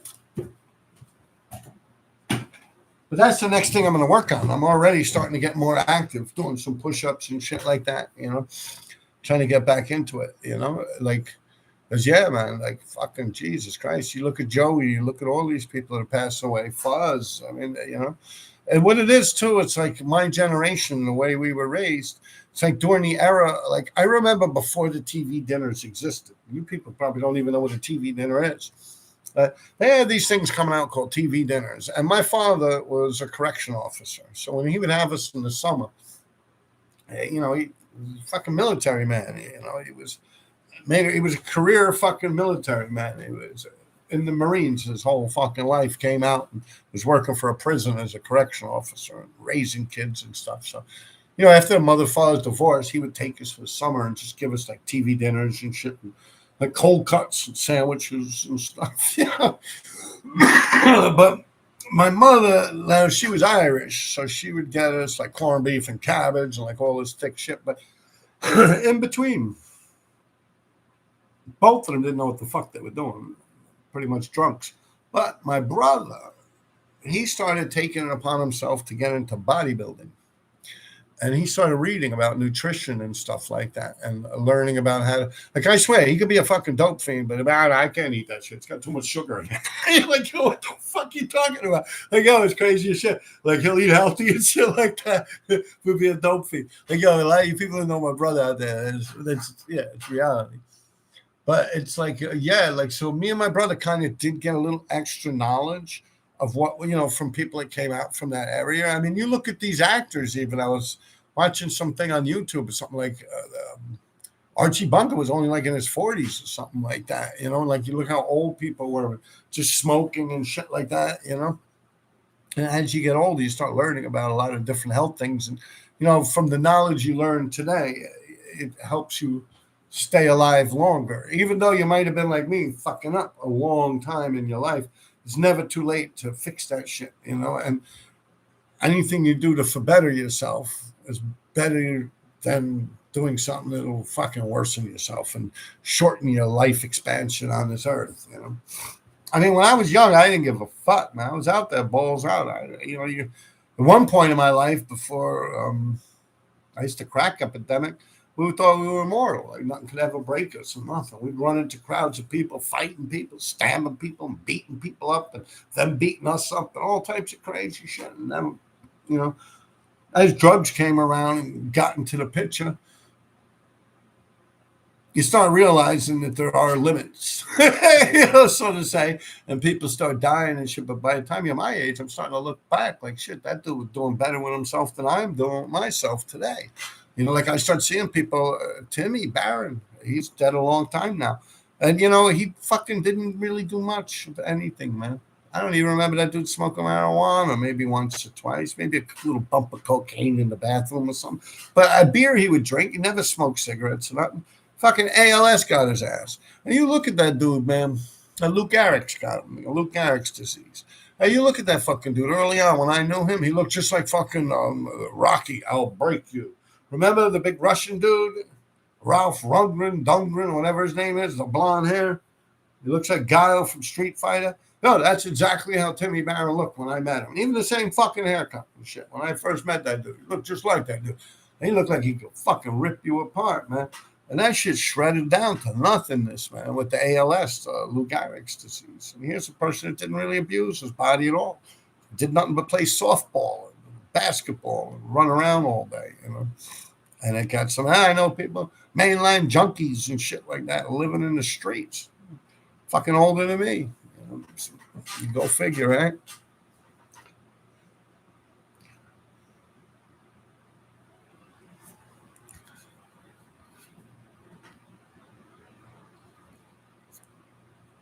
So, yeah, I mean, even if it's like, I don't want to preach to you guys. I ain't watching this dude, man. The fuck this motherfucker. Whatever, like, where's his name? Richard Simmons? Come up on you like Richard Simmons or something. But, if you think about it, if there's anything bad that you do that you think you could just kind of like not do, go for it, Like, that's what I do with foods. Like, if I really don't give a fuck, I'm like, I don't need that shit. Like, I have to eat it here and there. And I'll be like, no, I won't eat it, You got to start thinking how long you want to be around, man. If not, it's technically like suicide in a sense. Like Reggie, the dog man. I used to steal a lot of dogs with him. He died from like a fucking ulcer or some shit, like some stupid shit, man. What is it, pancreatitis or something like that? I'm like, what? And people don't die from that shit no more. But I remember, like for 3 or 4 months, he's complaining about having a stomach ache on his side, like right here. Like right here, he's complaining, oh, my stomach, And then all of a sudden, he's fucking dead. I'm like, yo, what the fuck? Like, How the fuck does someone die from that shit in today's day and age? Like with all the modern medicines and everything, that's like shit people died from a third world country fucking 50 years ago and shit, you know? I'm like, wow, that's crazy. It's like fucking dying from syphilis or something, you know? But yeah, it's people got to go to the doctor. Barron, like I was just talking about, I remember him. He was out in, I think, Louisiana, Mississippi, or something like that, working for MTV, building a stage for like a bluegrass concert or something like that, where they play this like country rock and roll music. He would build stages and like a carpenter. That's what he did for a living. And he got bit by a tick. The tick like stuck on his leg or some shit. Now he scratches the tick off and everything. It's pretty much from what he told me when he was able to talk. And he pretty much scratched the tick off his leg. And then like something like his leg started hurting. He couldn't walk. And like this dude, like I said, he really didn't live a fucked up lifestyle like me at all, you know. And he was scratching his leg a little bit. It was bothering him, itching. And, you know, he ran out and actually bought a fucking walking cane. A walking cane that would help you walk, to assist you in walking around. You go out and you buy yourself a fucking walking cane before you schedule a doctor's appointment? Like, yo, that's crazy. Like, but that's these dudes, man. They're like, you know, that's like, yo, I don't know. In today's modern, I was actually just having this conversation, not about him, but about someone else. And it's like, nah, like, I mean, you hear me? My shit's fucked up, right? I went to the doctor. I got bronchitis right now. But that's what I do. Like, the minute I'm like, yo, this shit ain't right. I've been fucked up for a couple of days now. I better see what's going on, you know. And I seek medical attention, man. I mean, I live in Manhattan. I had some of the best fucking hospitals, some of the best research. Face of this fucking earth is within walking distance of me right now. Like, how foolish would it be? Like, I got fucking Sloan Kettering cancer research right here. I got NYU. I got fucking everything right here. Like, right here, like the best trauma unit. Like, if someone was to try and shoot me and fucking kill me with a fucking gun, they'd probably actually be able to get me to one of them hospitals in time where I'd be all right. Yeah, for real. That's some crazy shit. Like, some of the best fucking unit, the burn unit, the best fucking New York hospital, the best fucking burn unit on there. They had the best cancer when they took the shot, they took that big lump out of his fucking throat. Where did they take it? 4 or 5 blocks from where I'm sitting right now. Man. So it's like, to avoid medical attention, it's like with Reggie's case, it's like, yo, he's complaining about his stomach ache and shit while we're climbing over fences, stealing dogs and stuff. And it's like, yeah, then all of a sudden, like, you're dead and shit. Well, he died long after that, and he really wasn't complaining about it then either. But it's just to have that mindset, you know. It's like, if your stomach hurts for like weeks on end or days on end, but maybe you want to go to the doctor and ask, what the fuck, my stomach hurts, man. I mean, you know, that's what your body's doing when you got a pain. It's like telling you, no, something's wrong down here, man. You gotta get this shit figured out. You know? Of course, I do all my like you would do your own home remedies, like I would do it first if I had something. Let me see this, that. I'll Google it. Oh, let me drink some tea. Let me try this. Let me try that. Nah, this shit's not working. I gotta call up the doctor.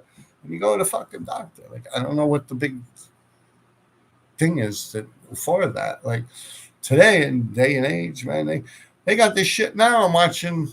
They got like a vacuum cleaner you can stick down your lungs and suck every fucking thing out, make your lungs like a little baby, man. Man, yo, I'm out of here. I'm taking off, people. It's 11:01, man. Hey, you guys take care of yourself. 100% this, that, man. I love you guys, man. I want you guys to stick around a little bit. You know, I believe I'm not turning this into no health station or nothing like that. It's just somehow the conversation came up, and I know of like people that didn't even write that had passed away also. It's getting sad, man. All right, yo. Fuzz, rest in peace. Rush, Acid, rest in peace.